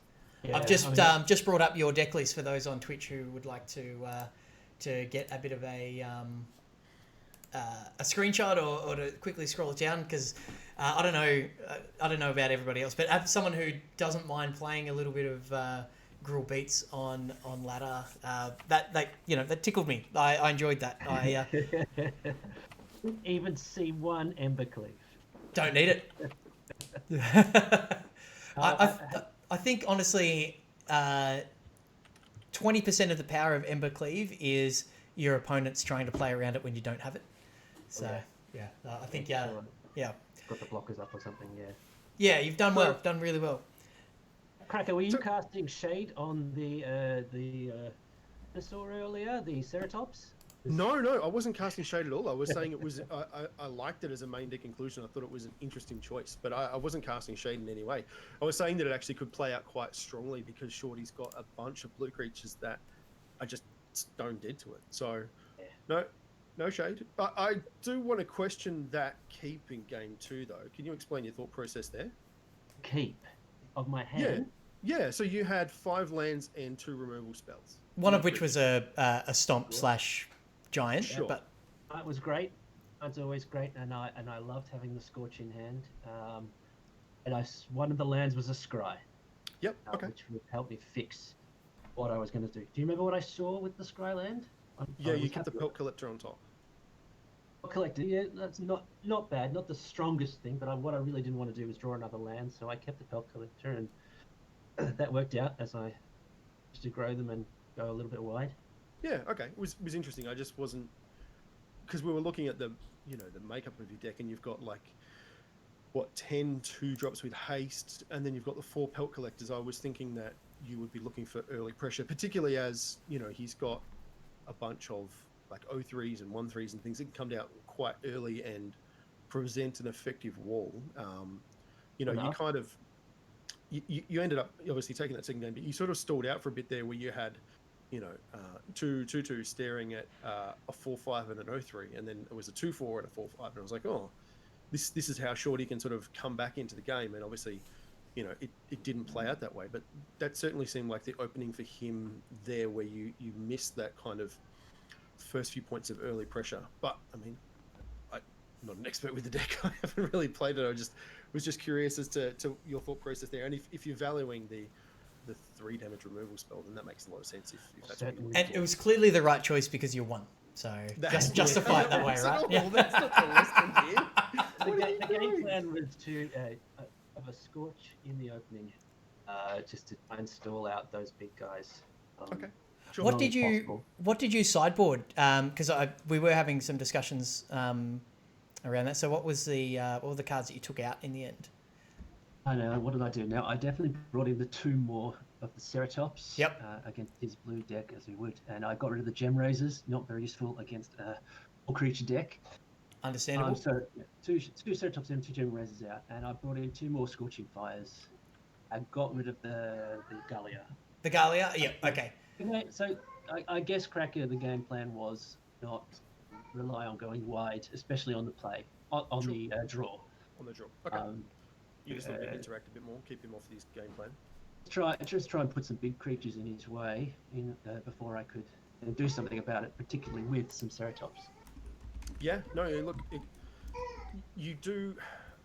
It's tricky there because it feels like if you can keep him off those early creatures, then definitely like you will gain the advantage. But his deck, I mean, I don't know if you've seen it go off, but when it does, it dumps like 30 power into play, and then you can end raise you kind of out of nowhere. So it's certainly, yeah, it puts you in a bind as to which was the right interaction to go for. But I guess there's nothing I could have done should he reach the end game, so to speak. So the goal was that's very true. So you just kind of have to down. ignore it because you can't do anything about it. Yeah, get in there sooner and keep his creatures off the board. So keep the pressure up, force him to trade for some of my creatures. That was all sort of the plan. Yeah. Mostly I was happy to get rid of his 4/5 black companion, and I could then charge him with my shifting Ceratops. Yeah, we had a lot of discussion about that play. Yeah, we were trying to work out if you were going to burn both your removal spells on it or whether you would attack into it and then hold something up. And, like Shorty obviously played around it the first time by just taking 2, but there's only so many times you can do that. And I liked the way that you identified that the Ceratops was a key card. You could have, just played that with haste and traded off with the Amori, the companion, but you chose, you took the 2-for-1, knowing that the Ceratops was going to make up for that and win you the game. So that was the discussion that Cracker and I were having. We sort of talked through that, and I feel like I support the play you made. I think you played that really well, mate. I thought it was horrible. No, I'm kidding. No. So yeah, go back and watch this on Twitch or YouTube, and it was interesting It'll be interesting to, see if you thoroughly disagree with our commentary. And, I look forward to catching it later on tonight. Excellent. Yeah. I'll get armchair experts. I'll get it uploaded as quickly as I can. We're actually Stu Family Life has come the way. So no, we're good actually. Oh, we are. So there's updates. They've just come through saying that we're going to run the 3rd and 4th place match now. So you get to kick Jay, back, mate. You can have a bit of a break. You get to watch this, and who are you going for? You going for the mutate deck or the Lurus sacrifice deck? No. Now that I've beaten the mutate deck, I'm more than happy for it to reach the end raise scenario, especially against the cats. So you want to see Shorty pop off? Yeah. Interesting. Yeah. Yeah. Okay. Yeah. Well, let's jump in. We'll let you go then, J-Mo. Congratulations on making the finals. Yeah, well done, buddy. And we'll a bit later. we'll talk. Hopefully, for you, we'll talk when you're victorious. But otherwise, we'll catch you very soon. We'll jump out of here. And then I think my audio setting is okay. Can I get a little something from you, Cracker, for me to check it? I can hear you fine. Yep, cool. And I think the world can hear you fine. Okay, so while the guys are getting set up, let's have a quick recap on their deck lists. So Viper, as we saw in the first final, is running the cats, and I guess this matchup he may. Let's do it quick so Sue can go. Yep. Okay. Yep. And We're just going to get straight in. Yep. Okay. Well, let me get this queued up, and we'll go. So. Yeah, look, this will be interesting, right? I think this will come down to whether Stu can establish a priest early on and keep Shorty off his big mutate effects. His claim is going to become irrelevant very quickly because it's only creatures with converted mana cost 3 or less, I think, for memory. So that the way that mutate works is you can cast a spell for the mutate cost, but it retains the stats, so the CMC of the card that's on top. So in the case of a Parcel Beast, it's I think it costs 2, like a blue and a green, to mutate onto like an Arboreal Grazer, but it becomes in a 2/4 with a 4 mana CMC. So Stewie won't be able to claim those. So will be interesting to see. But the recursion that he's going to have kind of unfettered access to should be pretty strong. Shorty's not going to have a lot of ways to interact with Lurrus or the graveyard, so Stu should be able to kind of maximize the value if he gets time.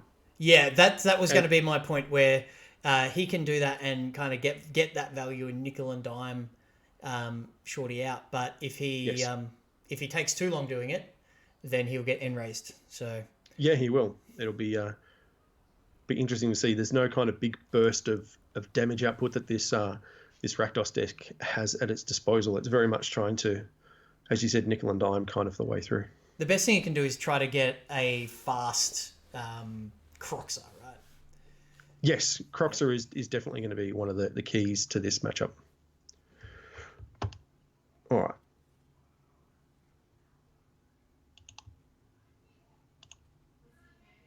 Yep, so Stu's getting aggressive, which is nice. Yeah. That's the start that he wanted. 1 drop into 2 drop. And he can start. And he's got the Croxer Witch's Oven play this turn if he's able to knit that together.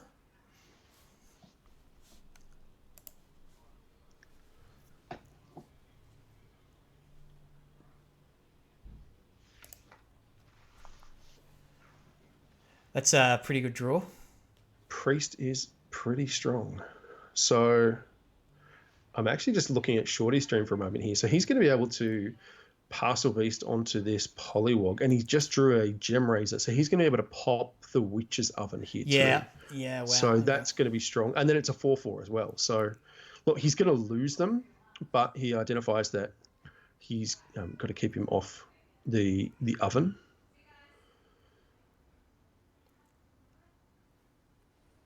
And he'll also have a 4/4 attacker with trample this turn, which he will send because he might as well. Yeah, I mean it's dead either way. Yeah. Next turn, so. So Stu just needs to take it. So what Stu should do is play Croxer. Actually, yeah, I'm not sure if I would attack there, but I think Stu needs. From Shorty's perspective. Yeah, because you're going to lose it, but if you, interesting. I think you're happy with that trade. Yeah, you are. From Shorty's perspective, like looking at his hand, what is holding back to? Like Stu just untaps and kills it, right? So you might as well make the attack. Either you get some free damage, or in this case, you get rid of a particularly bad threat. Do you trigger Priest with Croxer on the stack here? You don't have an oven to rebuy. You don't have any mana to activate the Whisper Squad. So I think I'd pass on it actually this time. Shorty does have a land in hand. He can ditch. He's also got a Paradise Druid, a Gem Razor, and a Parcel Beast. Okay. So I think he will I think he'll get rid of the Gem Razor to cast Paradise Druid plus Parcel Beast, but he's kind of locked under this Priest at the moment. And this is what we were talking about. This is how the Rakdos deck can keep you under Honest. control, right? Keeps Yeah, absolutely. I mean, Stu's down to 1 card in hand as well, so.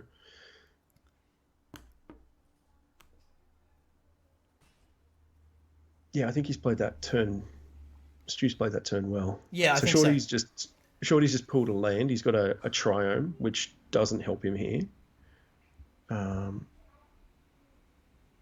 the fact that he can't play out 2 creatures this turn is really put him in a bind. He needs 6 mana to be able to cast 2 creatures. So it looks like he's just going to play a tap land. And pass, and yeah, so which And gives then Stu the pass. chance to get in. So if Stu draws a land here, he can attack and then just get Rixmarty, but no land. But a second Priest is nothing to sneeze at. So, or do you? I'm wondering if you just activate Whisper Squad. Maybe. I would get aggressive here, I think, and attack. Shorty has no way of punishing Stu for attacking with that Priest there, I don't think. And Shorty's just drawn another Gem Razor. So he's still locked into that same spot where... Oh, he's forcing the activation. So he can... Yeah, of course. The Amori means that he can cast the Paradise Druid now. But, I mean, he activates in response. So... Yeah. The problem that... But that's, I guess Shorty would have figured that out because he wants the mana, right? So, oh no, maybe not. Of course. So, but Stu's, definitely made the right play there. And look, if Stu rips a land and he can untap Lurrus, rebuy Whisper Squad, and then activate Priest, then he's in a pretty good spot. I expect Shorty will just cast one of these Gem Razors out next turn. As a 4/4 and just as an extra body, right? I think so. To have, right, and so what does Stu rebuy here? He's going for the cat.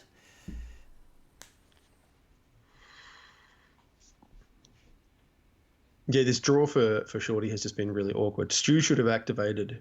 Yeah. In the end step to deny him their mana. Or in his upkeep, yeah. Yeah. What Shorty got? 1, 2, 3, 4. He's got 6 mana. What's he got in hand? He's got 2 Gem Razors and a Parcel Beast. So the Parcel Beast mutates for blue and a green, and the Gem Razors mutate for a 2 green and a colorless. But he's in that spot where if he starts just mutating onto the Druid, then he gets no value. The Gem Razor just kills artifacts or enchantments. So it looks like he's just casting it as a 4/4. Yep. And I guess that's with the new mechanic, figuring out the best time to mutate and the best time to... Okay. So I like this. This makes sense. So he's now casting... He's mutating the Parcel Beast and trying to work out where that needs to go. No, he's decided not to. That's a good draw by Stu. That one. What did he open? The Call of the Death Dweller. Okay, right. So he's going to spew a whole bunch of permanents onto the battlefield here, and including a Croxer, and activate both Priests, which are going to deal with both of Shorty's permanents. I think that's basically going to lock it up at this point. Then he's going to take 3 from the Croxer. He's got 2 cards. Oh no, he won't actually. He won't take any damage from Croxer.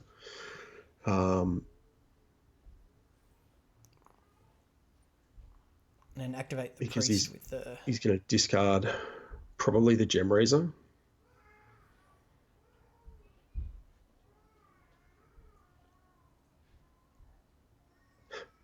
Just making sure that I'm muted and not actually telling Shorty what's going on. Yeah. But no, we're good. Yeah, no, I can see you muted. I think he would have Discord told me by now. Yeah. Again, I don't think I'd be giving him any good value. Yeah. So Stu's making the play I suggested there where he's with the Croxer sacrifice trigger on the stack, activating the Oh, he sacked his other one. Oh, okay. I think I would have got rid of the cat or the Yeah. Whisper Squad, Yeah. particularly as you can just recast them this turn. So again, he's not maximizing his value from Lurrus No, he's not. in this spot. Oh, he could have used that mana to recast the priest, actually, couldn't he? Because you get 2 black from the priest. Did he cast a card from the graveyard Yeah, already? he did. I think he got the the oven. Cauldron Familiar. Yeah. Or Yeah. the oven. Yeah. Okay, Yeah. sure. That makes sense.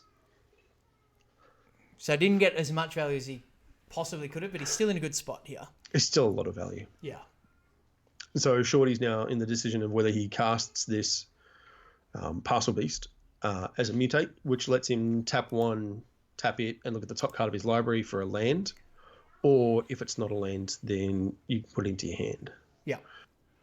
So he's going for the additional bodies here, which is the right play with the... What's the oops there for? Don't know. But he's just... Shorty's just unable to get traction. He has no cards in hand. He's going to lose a creature every turn. And now. just cat and oven. With double cat, that's basically going to do it. You can sack 1 to the oven and 1 to the priest, and then rebuy them both in the same turn with Lurrus and the activation. And just Shorty at this point knows he's dead, and he's been a good sport for the stream and letting it play out. Yeah. Because the priest deals him 2, and then the cat will deal him 1, and that's the end of it. So and that's all she wrote. Stu's just running the maths and making sure he hasn't missed anything. But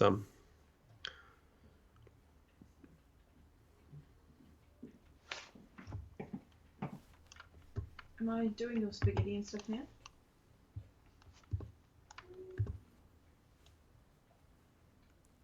And then that'll do it.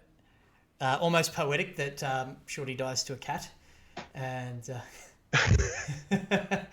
I mean, he does say that she'll be the death of him at some point. Yeah. Exactly. We love you, cat. we do. So back in the booth while these guys are sideboarding. So let's have a look at the sideboard options for Stu really quickly. Just making sure I've got deck lists queued up here because Sure. multitasking here. So here are the options. So Stu, I like Active Treason. Active Treason's great. Yeah. Right. We talked about the fact that his claims don't really do anything. They don't have any good targets. And Active Treason is just 3 mana steal anything. So yeah, that seems okay. And do you bring in the Myers Graphs too, do you think? Just to kill off those early creatures? He's on the draw. That's a valid point. Yep. Maybe it might be too slow. It might be robber of the rich to just try to get under what Shorty's doing. Sure.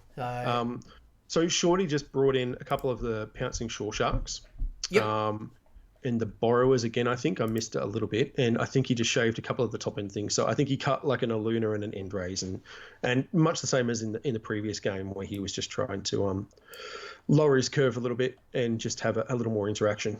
Yeah. Okay. Yeah. I mean, the ideal hand for Shorty would be a something with a Boreal Grazer in it, I think, to start. Definitely. It's sort of good fodder. And he's got 5 lands, Grazer, Paradise Druid. Okay, let's jump in there and I think Stu has to send this one back. Okay, so Shorty's taken a mulligan, but this one's much, much better. So he's got 4 lands, a Grazer, a Migratory Greathorn, and an Auspicious Starix. So he's going to be able to mutate on turn 2 and then go from there. Stu has mulliganed a 1-lander and kept a 2-lander. And I can see that. Is that an Active Treason I see? Yeah, Active Treason, Croxa, Robber of the Rich, and Cat Oven with 2 land. So he's chosen to bottom his Active Treason and just go with his game plan rather than the sideboard card. Interesting. I think I would have been tempted to put the Robber on the bottom there. And now that Shorty's led with their Grazer, I'm sure he's thinking the same. Well, yeah, but it's just you brought it in for a reason. Yeah. And again, sideboarding episode. Yeah. But the what it does is if you can on turn 3 steal their creature, attack them with it, and then sacrifice it to the oven, that's how you win, right? That's how you beat this deck. Yeah. How's the ramp and the beats? It's amazing. Shorty's come out of the gates here. So he's got another Great Horn in hand, so another one of those 3/4s that finds a land, and also the Starrix, which we saw in the game against The J-Mud. 6/6 guy, right? Yeah. Which it looks like he's going to hang on to. Yep.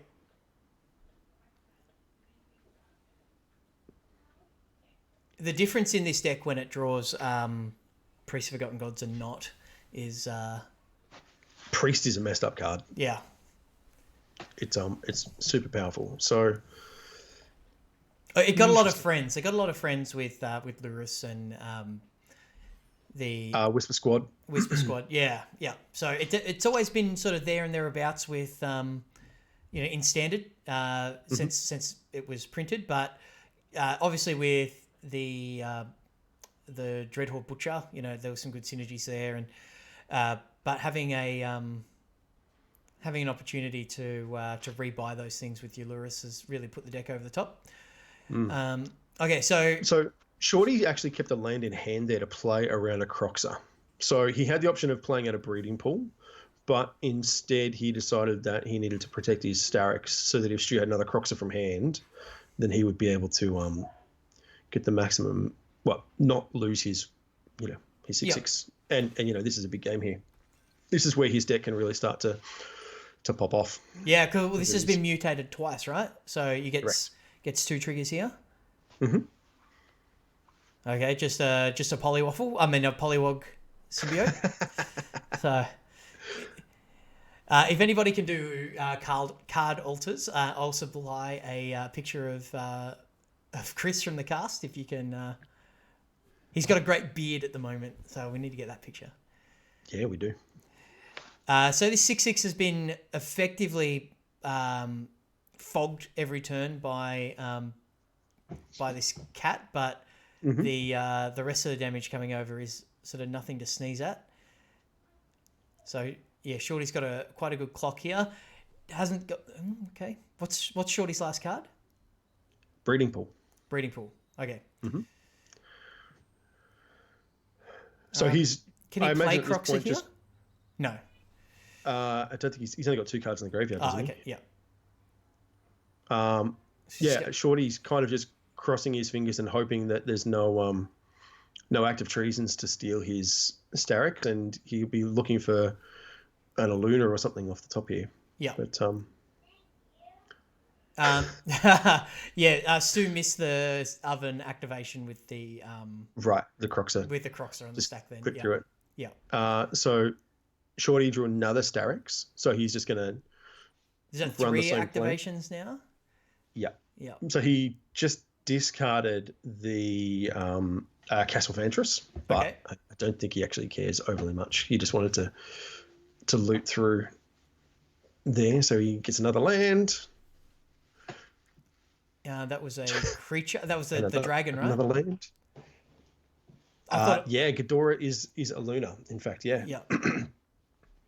So this is the card that he's been looking for. So if he hits another... Yeah. Yeah, wow. Stu says good game, and it basically is. I mean, if Shorty can mutate anything onto the Ghidorah, as it's called, then Stu's going to be in a lot of trouble. He's already in a lot of trouble. Yeah. I think Shorty's locked this one up fairly well. Stu will have a couple of activations from his cat oven. He'll get to take a bunch of game activations. Can anything from Lurrus get Stu out of this? I don't think anything in Lurrus can deal with 9 points of flying. No, it cannot. Not when you're on 7 life. So, I mean, his best hope is that he can steal Ghidorah and attack it. And then, I don't know. I don't think he's got any outs here at this stage. Yeah. No, I think that might be all she wrote. Like Shaw doesn't even need to attack with his ground pounders to lock this one up. He can go to. I hope he draws something to activate and just kind of go off. Yeah, it'll be. You drew an island. That's no fun. All right, but yeah, this one's done. So Stu just says attack all and just gets this done. I think. Shorty, yeah. Sorry, Shorty does. Yeah. He's slow rolling it. He's doing his best for the drama on the stream. He is. He did put out some notes, saying don't do things too quickly for us, but so that's where the power of this deck is, and that shows the strength of a early priest in this game. Yeah, it's definitely a key card in the matchup. That is for sure. I really think that if Stu had kept the Act of Treason and was able to steal the Starix on turn 3 and shove it in the oven, then this would have been a completely different. Absolutely, yeah. Could still win this sack dread horde to kill Bracer after blocks. Okay. So Rebel Walker's saying that he's not dead. Okay. On board. So he can block, shoot the Borrower, take 6, and go to 2. Which... He's still in trouble, but he doesn't die. Correct. Yeah. Let's see if he sees that play. But, for the sake of Stu probably watching this back, someone who's had a lot of experience with the deck will see those lines. Yep. Let's see if he sacks the cat or the butcher. I mean, either way, he's not just stone dead this turn. Okay, he's decided to sack the robber, which is interesting. Because he's not going to get through with the butcher there, so... No, but that's interesting. The robber has reach as well. It does too, yeah. It's got a lot of text on it, that card, doesn't it? Yeah, it's a mythic for a reason, I guess. Yeah. It's not normally 2-mana 2/2s and mythics, but here it is. And here it is again.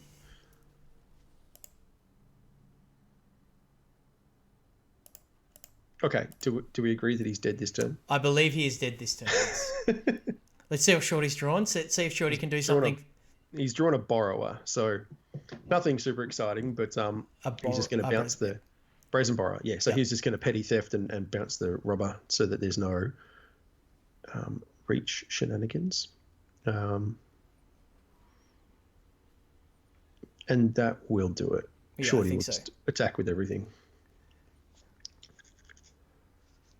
Stu put up a good fight. He did. Well, yeah, and Shorty taking it to a game 3 there, right? Mm-hmm. That's what we want to see. We don't want these things just ending like Shorty's first game. No, we don't want that. That would be awful if that happened. Yeah. A lot of game actions from Stu, but yeah, there we go. All right, so we'll transition back to the booth very quickly here, and I think Stu being on the play in game 3 is definitely an advantage for him. It's definitely going to help. Absolutely being able to activate that priest on turn 3 is or as early as turn 3, depending on what gets played, and we'll be really interested to see that. I'm not sure what. It doesn't look like Stu made any changes to his sideboard. So Shorty he's actually cut the Parcel Beasts and brought in the Hydras. I think he realised that he needs the ability to fight the Priest. Yeah. I don't think he had all of those in for game 2. Okay. He's got a 1-lander with a single forest, so that's going to the bottom. Yeah, and Stu's got Double Swamp Mountain to Ovens, and he's sent that back, and he's got a 1-lander. So I think I would have thought hard about keeping that one. So this one, going to 5 and double Butcher, Serrated Scorpion, Call to the Death Dweller, and 3 land. So I think Butcher and Call need to go to the bottom and go turn 1 Scorpion, turn 2 Butcher. and just try to get some early pressure and hope the top of your deck is good to you. So Shorty's kept 6. He's got a tap land, so a triome, but then he's got Grazer, Gem Razor, so Abaru Grazer to put a land into play, a Gem Razor, which is the 4/4 that destroys an artifact, and then also the Great Horn, which finds you a land when you mutate. So he's going to ramp pretty hard. He's got 2 islands in play, so he's got 3 lands, 3 spells, and he's just drawn a Starix. So if he's left without a priest in play, Shorty's set up to do what he's looking to do this game. Yeah, I liked Stu's ploy there. He put a land on the bottom and kept the spells. So he's just going to try and curve out here. But Sure. yeah, he needs to draw a priest in the next couple of turns, I think.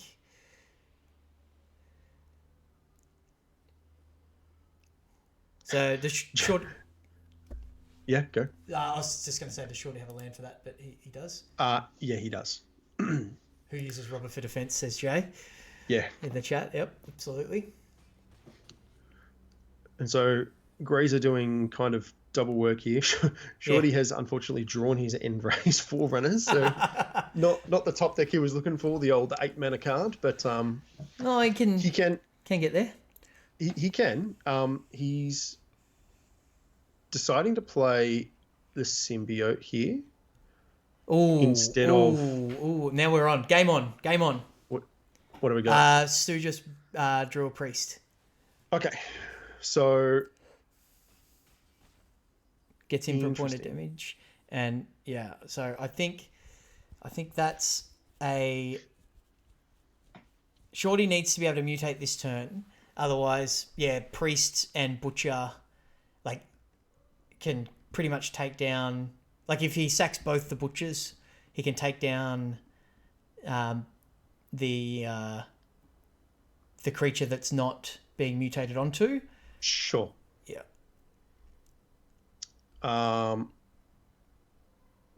But Shorty's got a lot of options here. Yeah. So he's gone for the Great Horn because it lets him loot and also gets a land. Yep. So he'll make that Grazer into a big boy. He can go find a basic. He's got a breeding pool in hand, which I imagine he'll play tapped because it doesn't do anything right now. Unless he wants to insulate against Croxar. How much mana does he need next turn? Is 4 enough? I mean, if he wants to insulate against Croxar, he wants to not take damage, so discarding the land isn't going to do it anyway. So he'll be trying to double spell next turn if he can. The Gem Razor costs 3. Yeah, this is going to be interesting to see.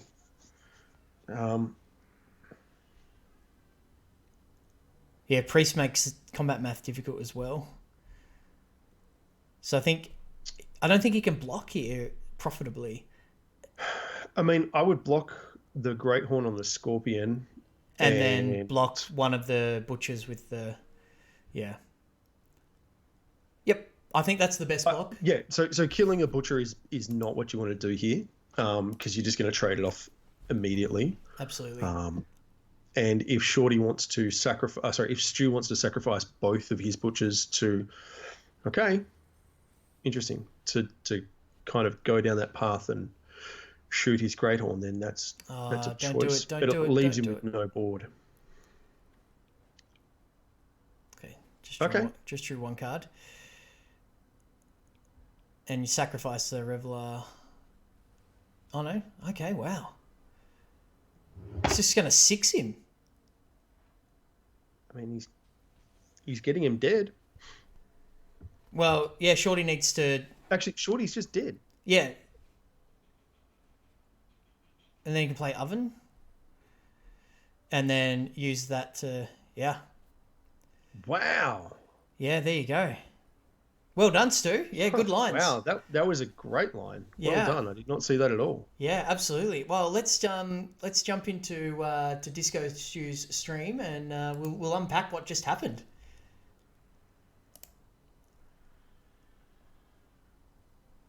I'll unmute myself. Hello. Yeah, that was a great line at the end, man.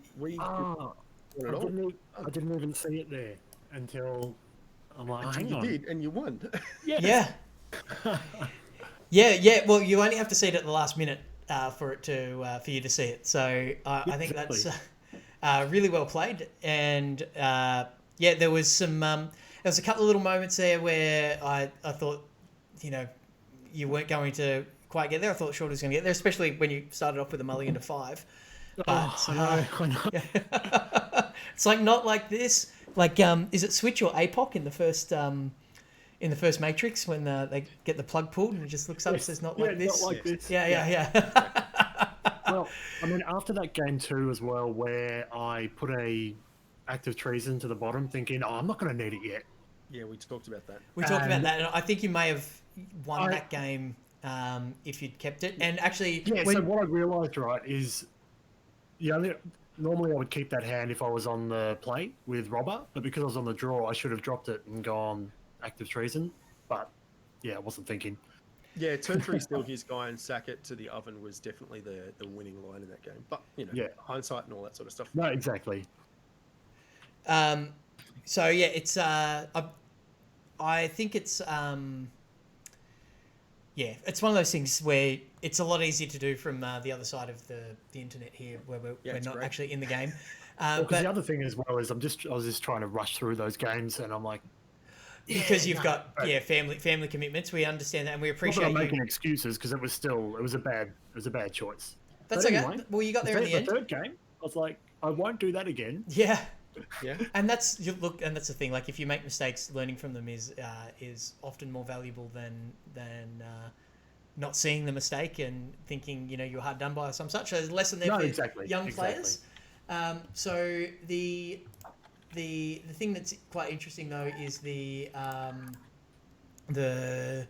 in game 2, the last turn, so the last sort of attack. In the Twitch chat, Child Rebel Walker pointed out that there was a line that you could have stayed in the game, and it's a so go back and watch it on Twitch or on YouTube. Yeah, for sure. And because it's something I didn't see, and I guess there's a reason that he's mythic and we're not. So no, well, that's the other thing too. I'm good still lesson. relatively newbie, so I definitely want to see what Child Rebel Walker's got to say. Well, it's always interesting just watching your own matches back as well, because you see things through a different lens. Well played. You took third, which is fantastic. I'll take that. And Cheers. given that Shorty bought the boosters that were the prizes of this, like you literally just took boosters off Shorty, so that was quite enjoyable in and of itself. So we might jump into some a quick break. I just need to sort out some family things here and get the final teed up. And Cracker and I have been sitting in a chair for a little while. We probably do need to stretch the legs. So Yeah, sounds good. Yep. So what we'll do is we'll jump into the into some Cheers, guys. some messages. Thanks, Stu. Well done, thanks, man. Stu. Congratulations. And we'll jump out of there. I might have forgotten to mute your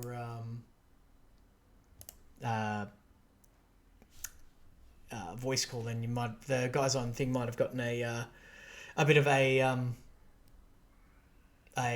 echo, unfortunately, but that's okay.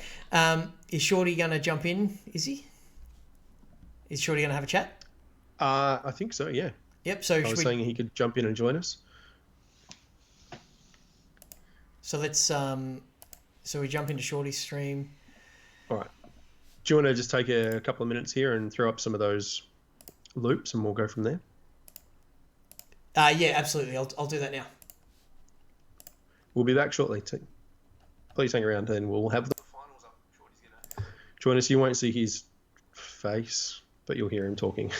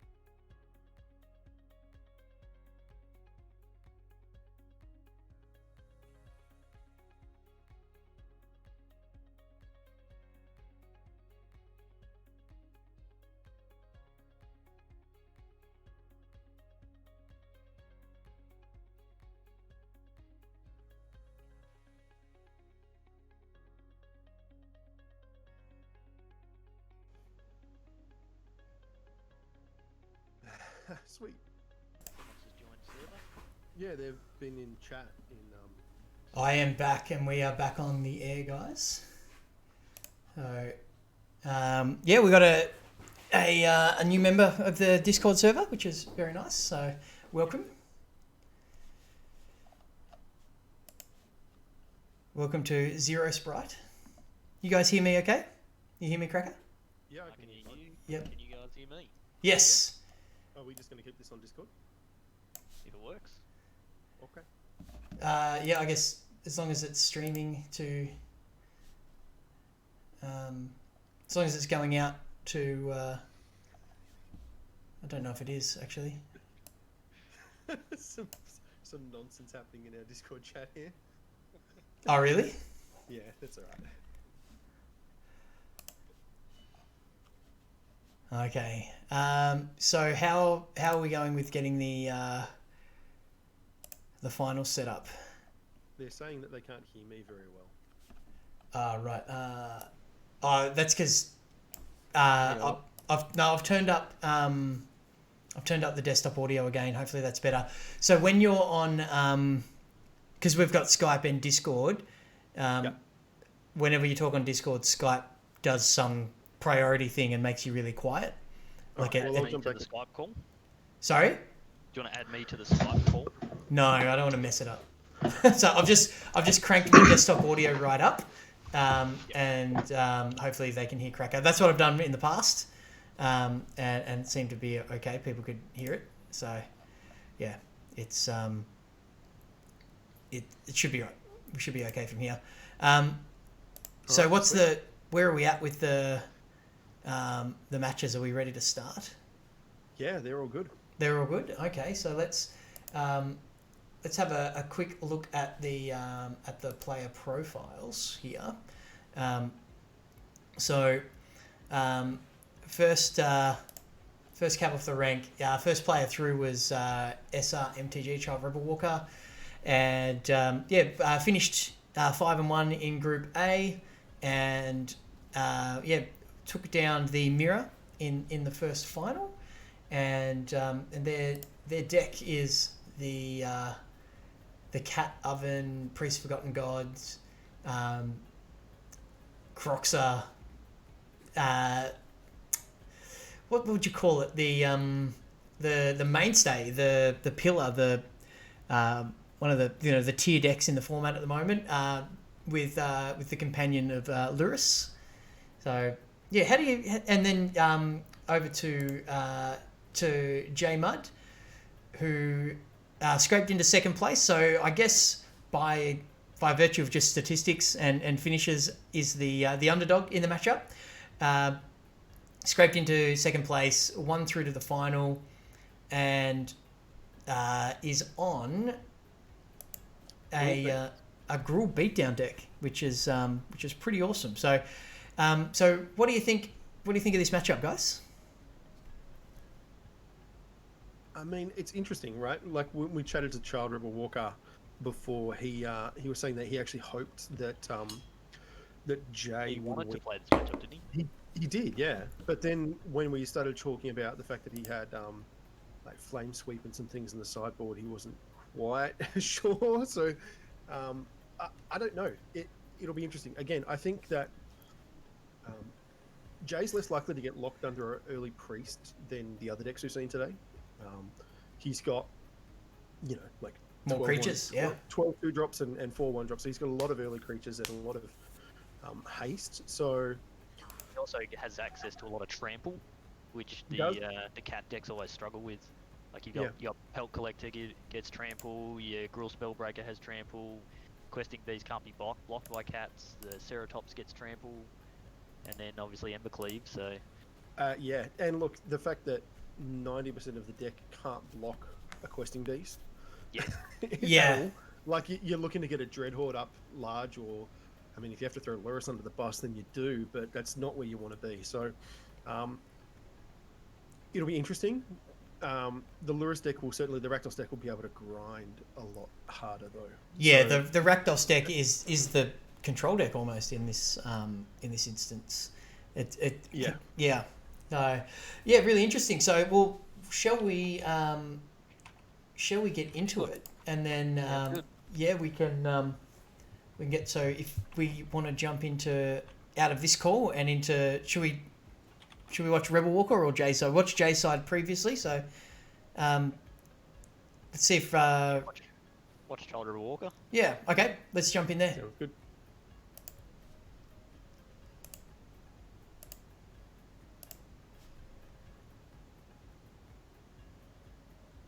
Waiting for the stream to load here. Okay, he's got the challenge screen up. I'm going to mute myself. We're going to have to get him to mute the channel instead. Yeah, otherwise I can't hear you. Yeah.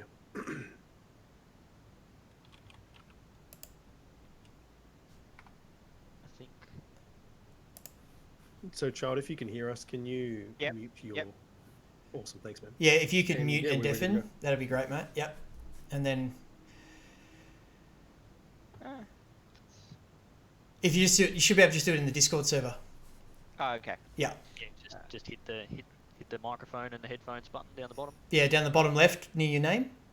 Yep. There you go. He's got it. Oh, yep. Sweet. Excellent. I congratulate him while he can't hear me. Yeah. Okay, so yeah, really interesting matchup here because it's a like as we discussed, there's a both decks have got some play to them, so it's going to come down to that sort of resource management, how well Jay curves out, and how many activations of Priests of Forgotten Gods Rebel Walker can churn out, I think. Sorry, we're just sorting out the last couple of things here.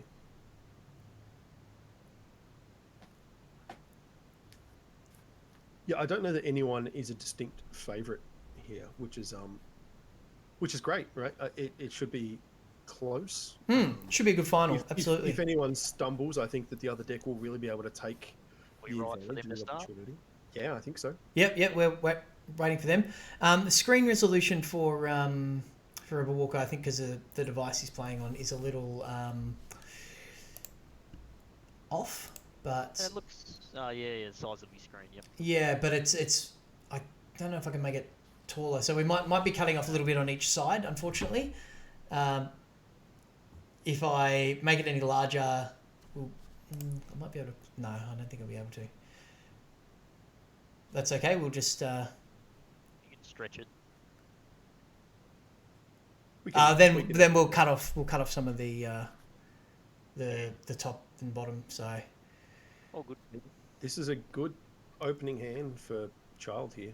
That's Yeah. exactly what he's looking for. Yeah, very nice. Claim the Firstborn and Priest of Forgotten Gods is a couple of 1-drops. He'd probably trade one of those mountains for a swamp, but apart from that, I don't think there's much you'd change out of this one.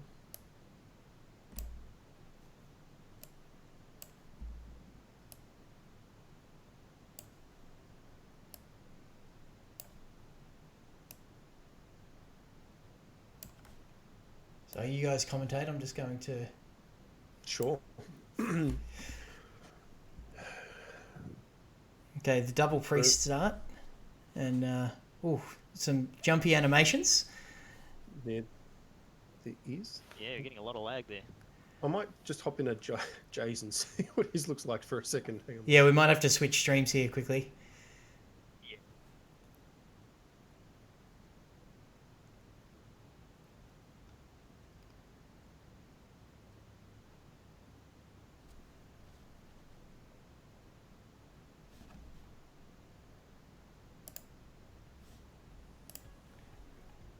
Just whilst we switch streams here, we are going to.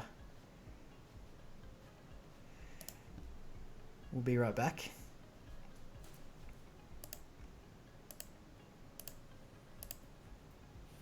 Yeah, Jay, if you can just mute your headphones, that would be great. I just jumped into your stream. Nice top deck. Okay, so I think we're okay now. The stream's back up and it's running a little more smoothly. So Rebel Walker, if you're watching this back, I think you need a new laptop, mate. The Dragonfire off the top here, or here for the priest is really important. Yeah, that's not a bad play That at changes all. this up a lot, actually. I'd be interested to know if that was in the as an opener. I did see the draw set for this turn was another Embercleave, which is not exactly what you want. He just wants lands now. He's just going to want to get to Questing Beast and, double robber as quickly as he can, and that'll end the game pretty quickly. Yep, so that'll be a robber gone probably. Oh, no, probably an Embercleave gone, right? Yeah, you ditch a cleave. Yeah.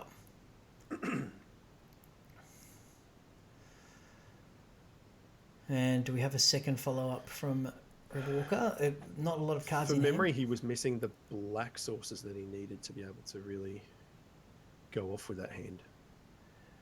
A nice little attack for 4 here. Probably followed by an attack for 6 next turn. Or maybe just a Bone Crusher Giant. That's a good draw. Yeah, did he steal the giant with the robber? He did. No, I think that he must have... J-Mud must have sacked something. So do you play another robber or do you play a 3/3 Zertar and attack for 5? I think you want to go wide. Yeah. Particularly to try and get around priest if that comes down again. Yeah. You That's... want fodder so you can sack him to your priest, and you also want to go wide so you can hit your Embercleave. Yeah. Seeing as he's stuck on lands. Yeah, I'll land off the top here and he's cleaving. It's game over. Yeah, it looked like a great opener for Child Rebel Walker, but the Dragonfire kind of really put a crimp on that. Colossus Like, doesn't give... Colossus like does... J-Mud's style with the gem razors and the shifting Ceratops in the main. Yeah, It's man, really he playing came for a metagame. field. Yeah. Yeah, So- this is by no means a stock list. This was definitely like with mindfulness of what he was going to be playing against. Yeah, he's metagamed here. He definitely metagamed. Yeah, He was expecting Shorty, he told me, Probably. to be on cats, but yeah, it's... he's made the right choice. Now we're going to see some multiple Whisper Squads here, or at least one more Whisper Squad here. I wonder if you're better off killing... Oh, he's going to pump his dude anyway, that's fine. Yeah. I was going to say, I wonder if you're better off killing that Whisper Squad.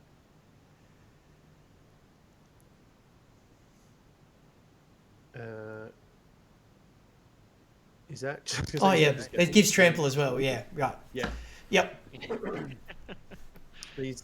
We're good at this. We know what all Easy these done. cards Yeah. do. So yeah, so let's have a look at the sideboard options here that they've got. So J Mud did message me a sideboard plan earlier. So let's. Bring in flame sweeps for sure. So I plus imagine 2. it's got the cage as well. Dragonfires. Yep. So he said got a lot 3 of shield breaker, 3 flame sweep, a Grafdigger's cage, and 3 lantern. -1 Ceratops, -2 collision, -2 Embercleave, -2 Galia, and maybe -1 Zertar, -1 Spellbreaker, maybe -4 Embercleave. So it sounds like he's not sure. So at the moment, he's shaved some Embercleaves. He's cut the Galias. He's cut the Ceratops. He's brought in the Flame Sweeps. He's looking at the Collision Colossus. He's cutting those now. Yeah, he did say that he'd do that. And he hasn't brought in the cage yet, which I expect. Yeah, I'd expect to see the cage to go with the lanterns. And for Yeah, there you for Rebel Walker, he has got Scorching Dragonfires and perhaps Active Treason that he'd bring in. Yeah, I would think for J-Mud, being on the draw now, he's going to want to be the controlling player. And Yep. keep the board clean, bring in all his removal, and then if it goes to a game 3 and he's back on the play, then I think he goes aggressive again. They've started, Chewy, if you want to cut this across to it, the gameplay again. Yep. Okay, so yeah, we missed a turn. That's a... No, that's fine. So it looks like did they both keep I think they did. 7, or did Child Mulligan. Yes. Looks like he's He gone did to take 6. Yeah.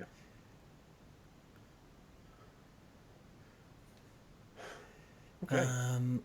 So what's the play here? Stomp and attack. Yep. Yeah, get rid of the cat while you can. Might as well get rid of the cat while there's no oven around. And then just chip in for 1. Yep. There's no other good play. No, there's absolutely nothing you could do. It's either that or play the Castle Embereth, but I just don't see why you would do that. Okay. Ooh, nice.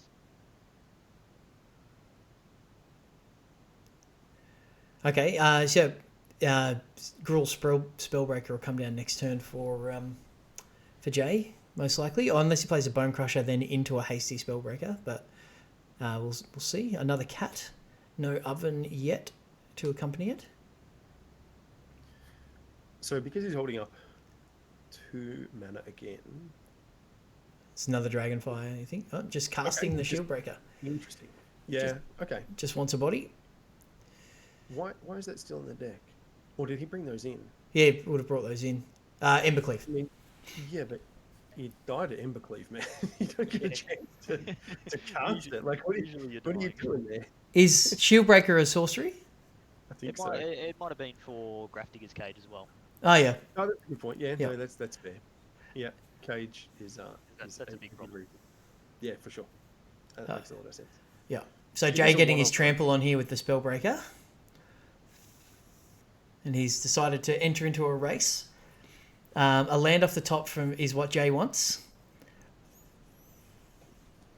Yeah, get that questing beast going.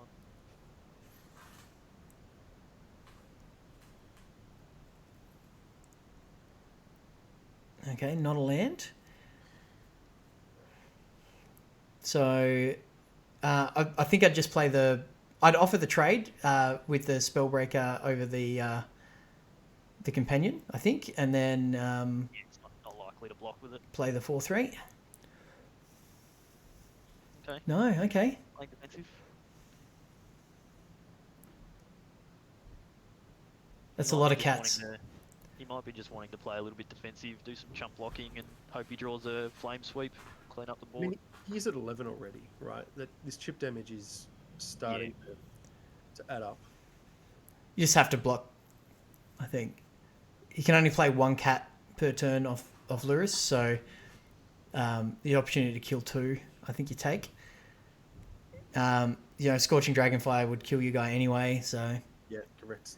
I mean, it might be a setup for a stomp, but again, I think you just kind of have to run that risk. Is Child even playing stomp? I don't think so. He's No, not? he's Right. he can't. He's playing Lurrus. Oh, of course. Yeah.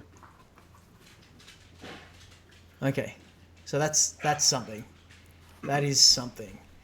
So your choice here is to Embercleave or to play Questing Beast. I'd be inclined to Questing Beast first.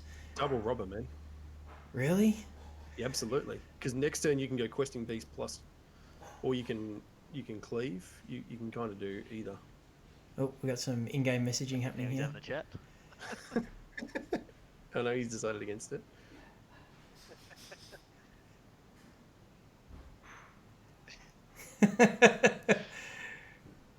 He's thinking about what to type here. Yeah, I probably would have played. I probably would have played the Questing Beast last turn. Yeah. Because next turn it sets you up to play a Robber and Embercleave. Yeah. That's pretty Who funny. uses rubber for defense? Which was a comment that he made in the Twitch chat. Yeah. It was.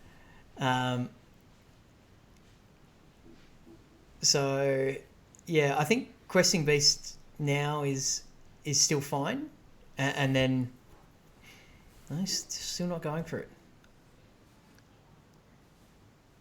Attack with it. Some good-natured banter. Exile that, sure. So interesting. What's the play? What's here? the thinking there? Yeah, okay. Trying to go super wide. He's stuck in a position where he can't. If he attacks all out and he doesn't kill him, he's just dead on the crackback. That is true. So I can't do the math quick enough to work it out. He might just be dead now, though.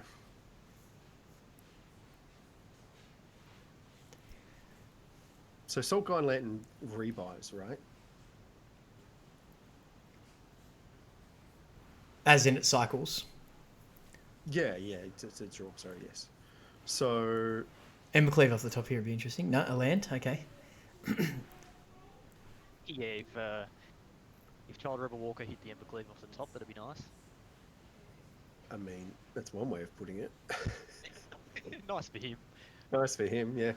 He'll lose the shield breaker here. So I'd actually block the Dreadhorde Butcher with the shield breaker because it's going to die to the trigger from the Butcher anyway.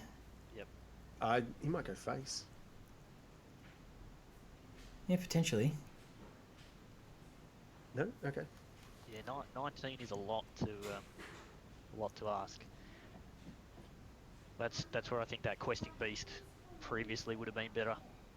Yeah. Instead of the double robber, sure. Yeah, if he was hitting, they've missed out on 8 damage effectively here. Yeah, because the questing beast has vigilance, so it can freely attack into the only thing that can block it is the Lurus. Yep, and it can't be hit by Claim the Firstborn. Yeah. So, yep. He's not going to block it with his Lurus.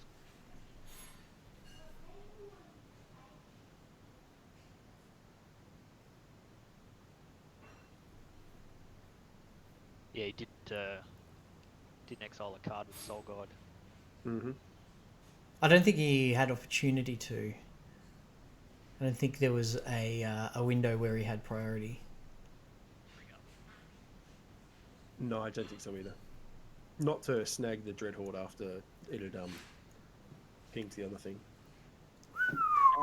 It's in the graveyard when it's triggers on the stack, isn't it? You just cast it from the the graveyard. So yeah. After it dies, when it's triggers on the stack. Yes, yeah. But I think this is game now. Treason Though. doing work. Limited All Star. We might be going to a. I missed that play. I was looking at Twitch chat. Are we missing anything? Nah, I'm keeping an eye on. Gets an opportunity in the cleanup, says Hemsy. Yeah, Mystic's Exile. Yeah, end of combat. Yeah.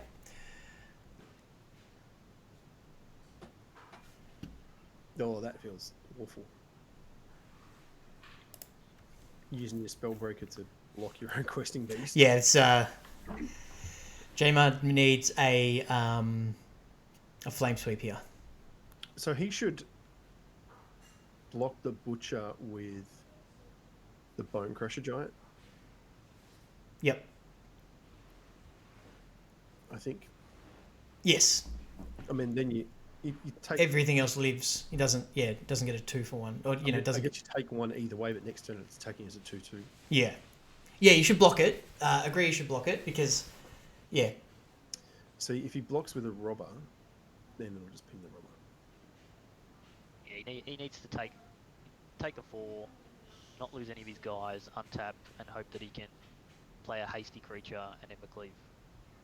Yeah, or a flame sweep to just get rid of everything, right? That's that's kind of So he's got live outs. Yeah, and he needs to. Yeah, he's activating his Soul Guide now. Yeah, so he saw that he missed it last turn and learned his lesson. Maybe he's listening to us talk. No, he's definitely got it. No, he's deafened. So Pill Collector's a blocker. Wasn't really the joy you're looking for. You have to He's attack. not going to block the questing beast. If he Embercleaves the questing beast, that's 10 damage just there. Mm-hmm. Yeah. Yep. So he's happy to throw a robber under the bus here. Yeah, that's 10. He's not out of this, but he's only on 2 life, and it's going to be a cat coming back next turn. So that's 1. So if he draws, he's going to be on 1. If he draws basically almost anything.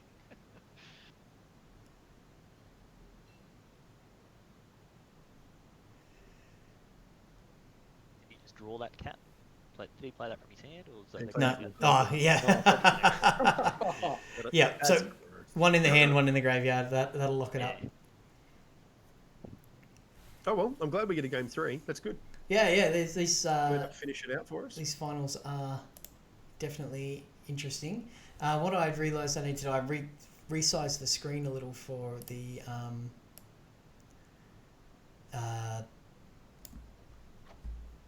screen resolution that Rebel Walker had. So it was probably a little bit of an obscured view for people there. So let me fix that for you.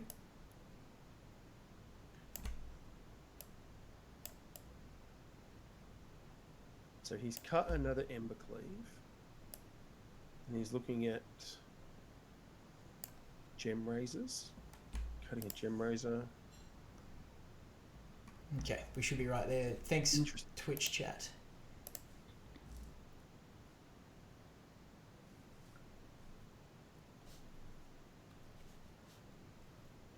Oh, cool. What's going on I'm there? just gonna quickly run upstairs and grab Ryan. I'll be back in a second.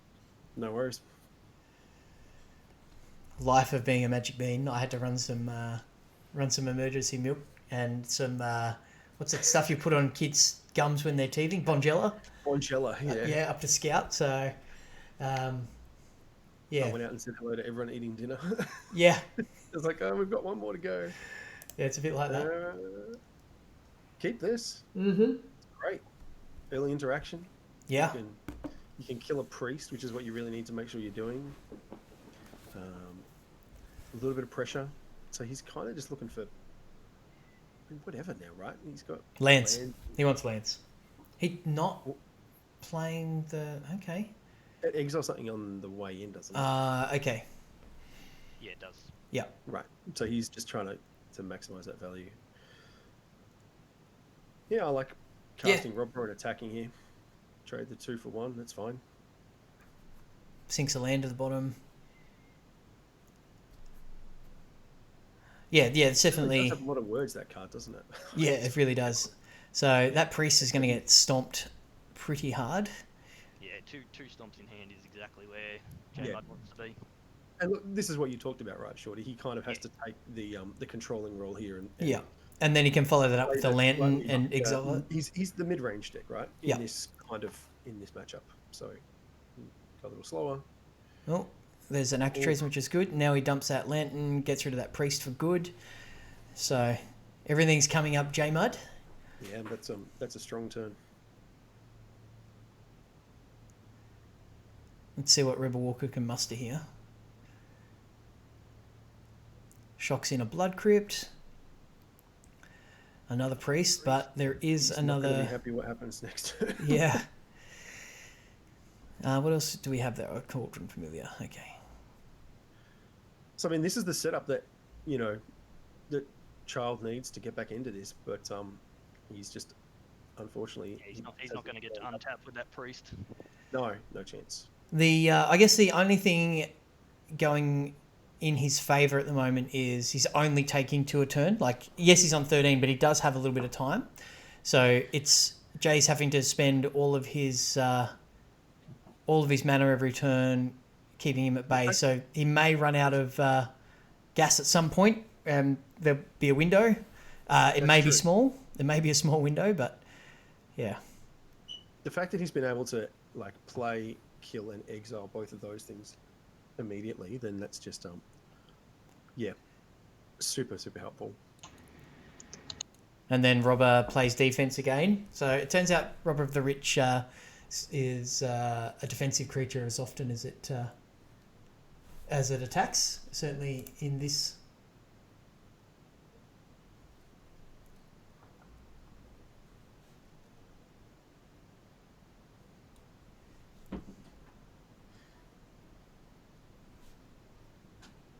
As him out in the chat. I was just reading that. 4-3 with a cleave in hand, so. But that will take In a good position. it will take a turn to set up. So and that's the window that that SRMTG could capitalise on. But with nothing in his graveyard, he is denied one of his primary resources. So Yeah, it's going to be hard to punish J-Mud from this position, I think. He's in the tank here by the looks. Shieldbreaker, yep.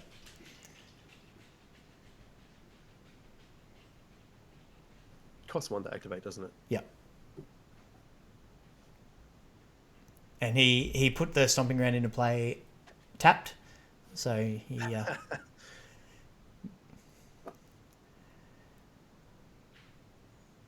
see what he finds here. That's going to go to the bottom.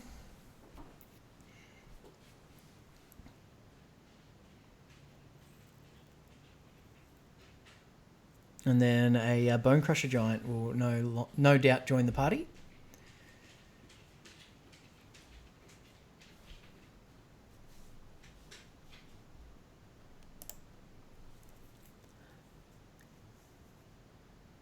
And there's a Priest. Okay, so... Third Priest. Wow. Okay. So very good at drawing priests, and so Jane Mudd needs to try to ride this Embercleave. Yeah, he can play a creature and Embercleave. I think Gruul Spellbreaker's got haste. Yeah, but he's still a mana short if he does that. Yeah, he can't do both this turn. Sorry, that's Yep. only 3 creatures. Yep. Yep.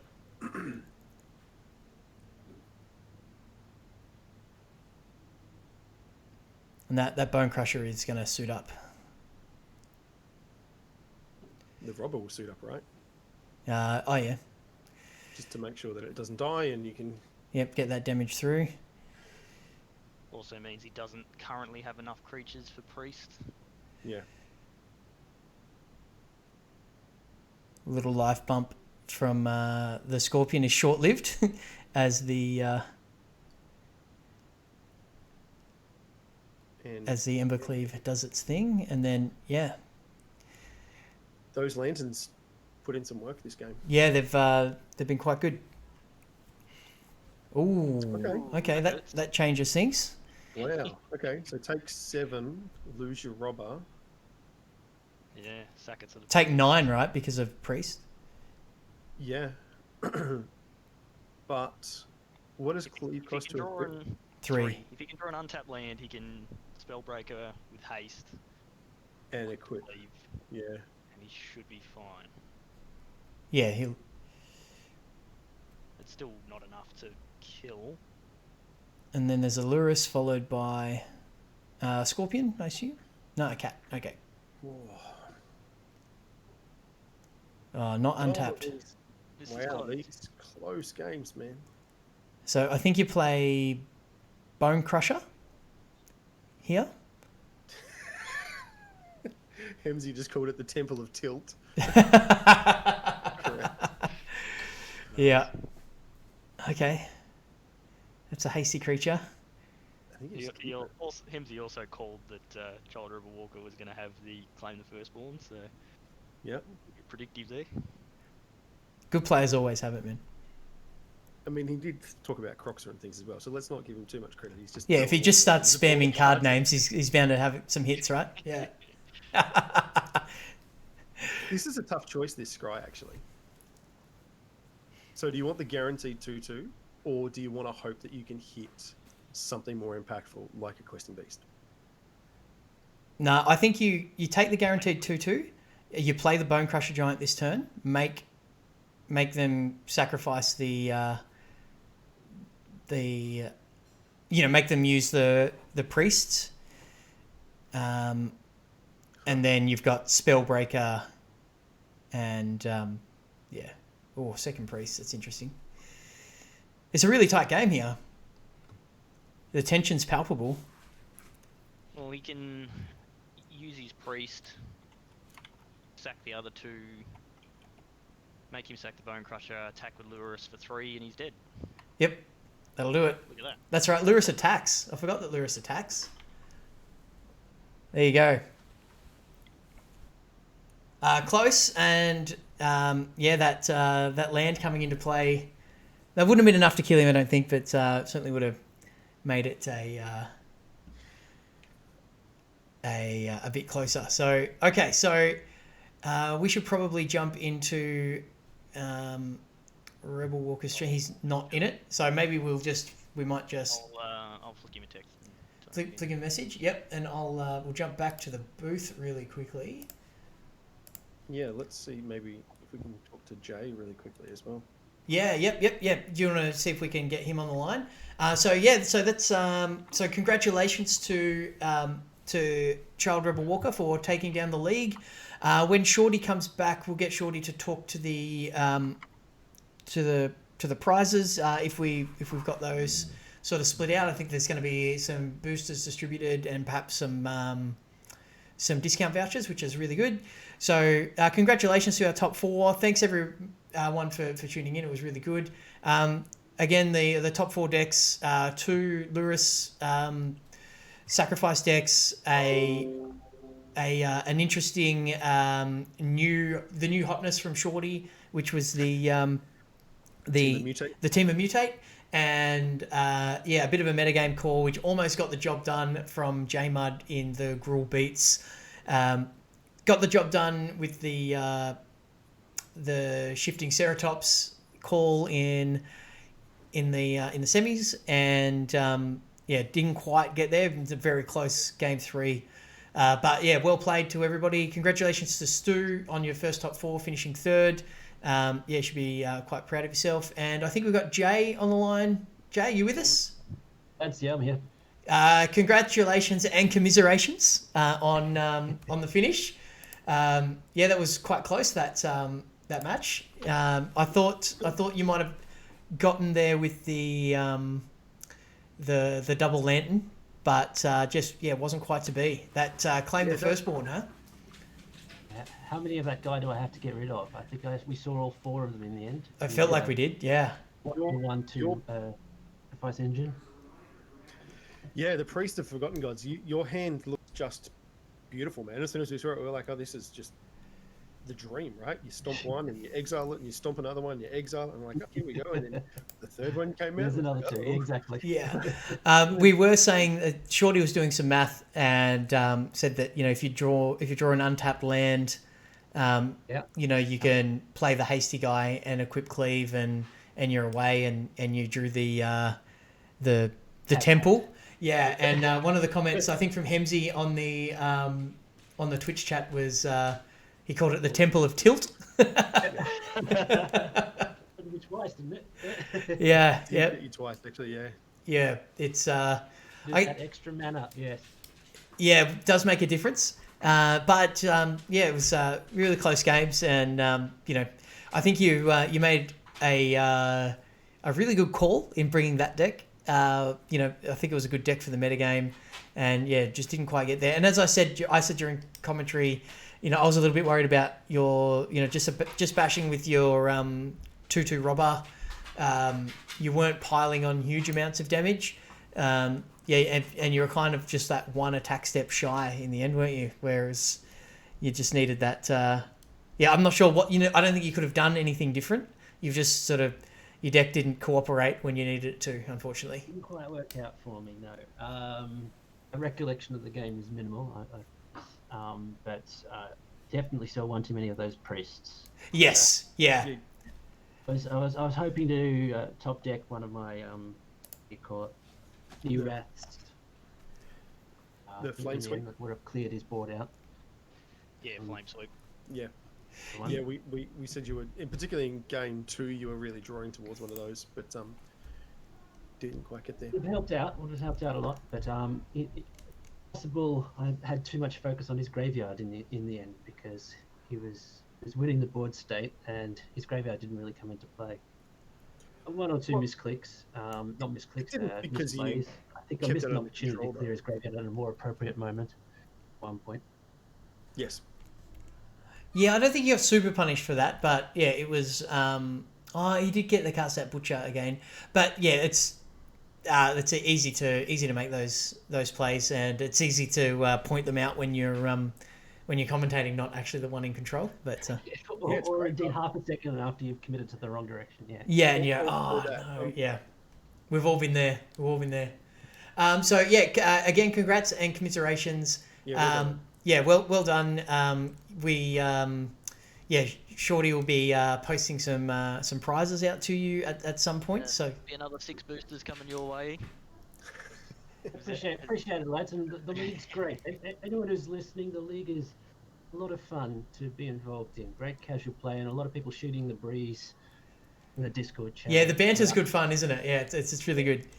And obviously, you know, the coverage is really professional and Notch. yeah. Joel's doing a great job at least. So but that's it. So we'll jump in and we'll have a chat to our Victor Child Rebel Walker.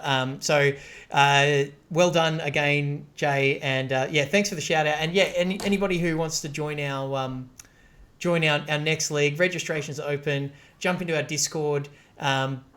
There'll be a link when we put this on YouTube. There'll be a link in the video description. We'll chuck it in the Twitch chat.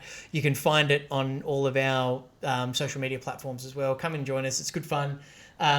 There was a comment, it may have been by you earlier, Jay.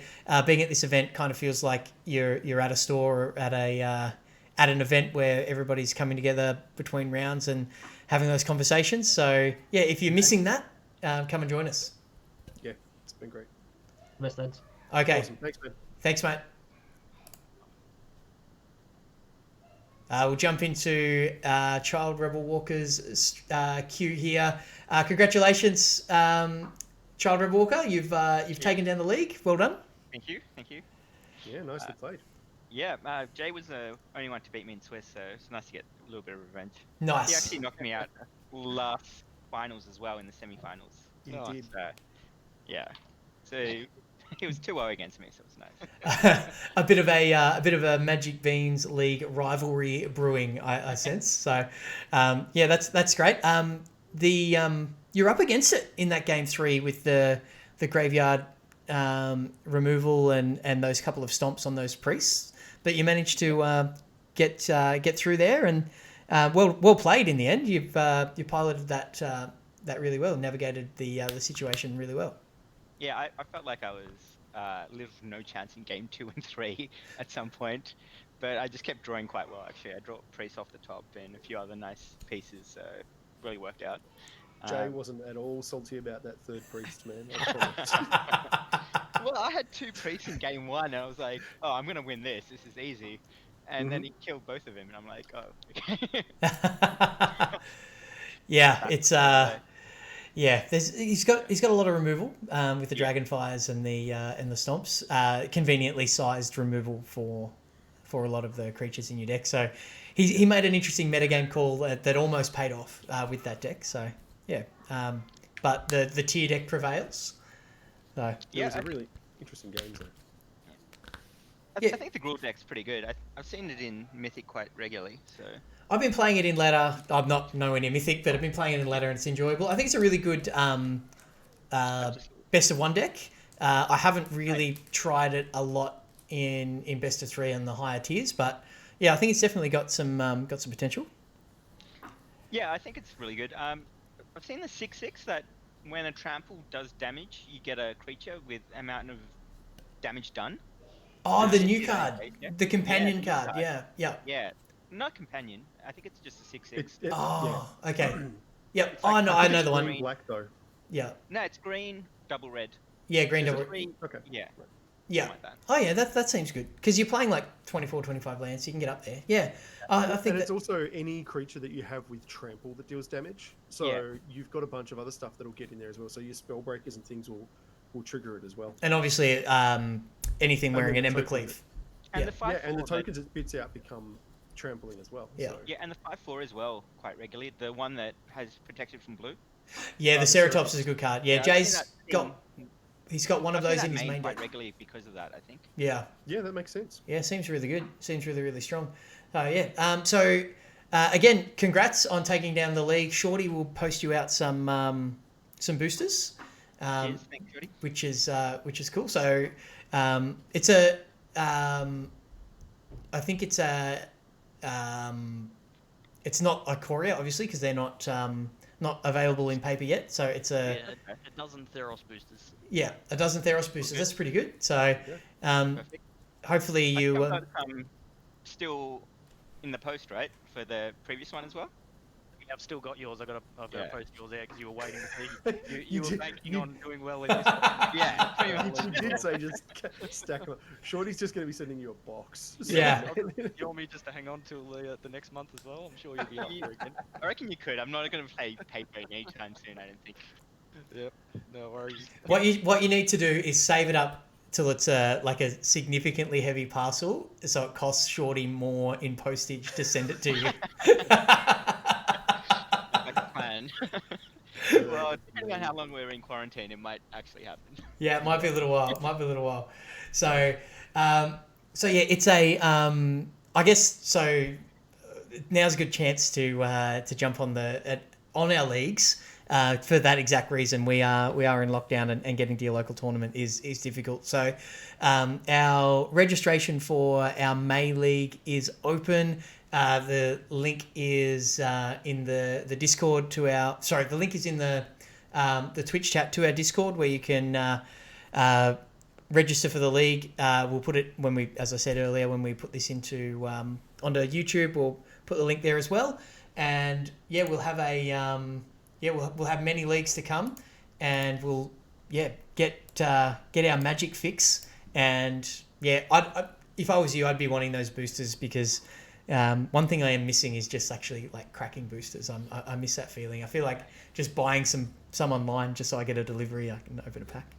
So. Yeah. I've got a pile of cards here that I was going to just flip through while we're on stream, but it's super Just annoying. shuffle a deck because Cards you miss it. just Yeah. Flick, flick, flick, flick, flick. Yeah. Just non-stop the whole time. Yeah, that'd be great. So yeah, so you finished Mythic in the last season. Did you make the top 1200, Rob Walker? Yes, I did. Yep, excellent. So when the next event, the Mythic Challenge rocks around, you'll compete in that again. Yep, it's on the 16th of May, I think it is. It's like the same weekend as the Red Bull Challenge, so I have to. That's right. You were saying Yeah. that. Okay. Run it 40 hours The all straight. weekender. Yeah, no, I don't think that's realistic. I think I'm not going to do the Red Bull Challenge. I think I prefer the Mythic Invitational thing.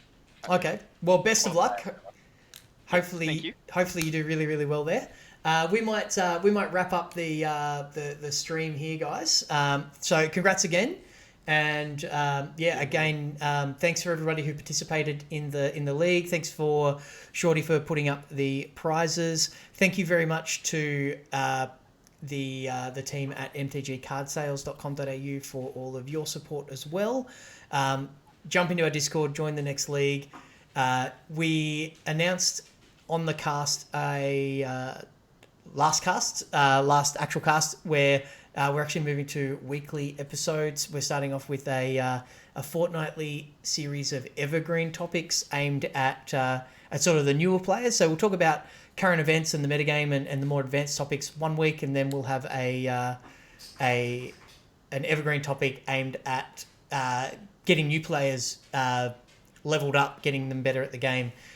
So yeah, trying to strike that balance and weekly content. So something to do when we're all kind of locked down, and hopefully everyone is enjoying those. Yeah. Thanks, everyone. Really appreciate you all tuning in and hanging out with us, and we hope to see you in the next league, and we can commentate some more games. Yeah, I've really enjoyed this. It's been really fun. Learned a bit, got a few of the bugs ironed out, the kinks ironed out, and we're having a good time. And we'll see you in the next league. Thanks for watching the Magic Beans YouTube stream and / YouTube channel. Wow, it's clearly been a long stream. Thanks so much, everyone. Catch you next time. See ya. Cheers.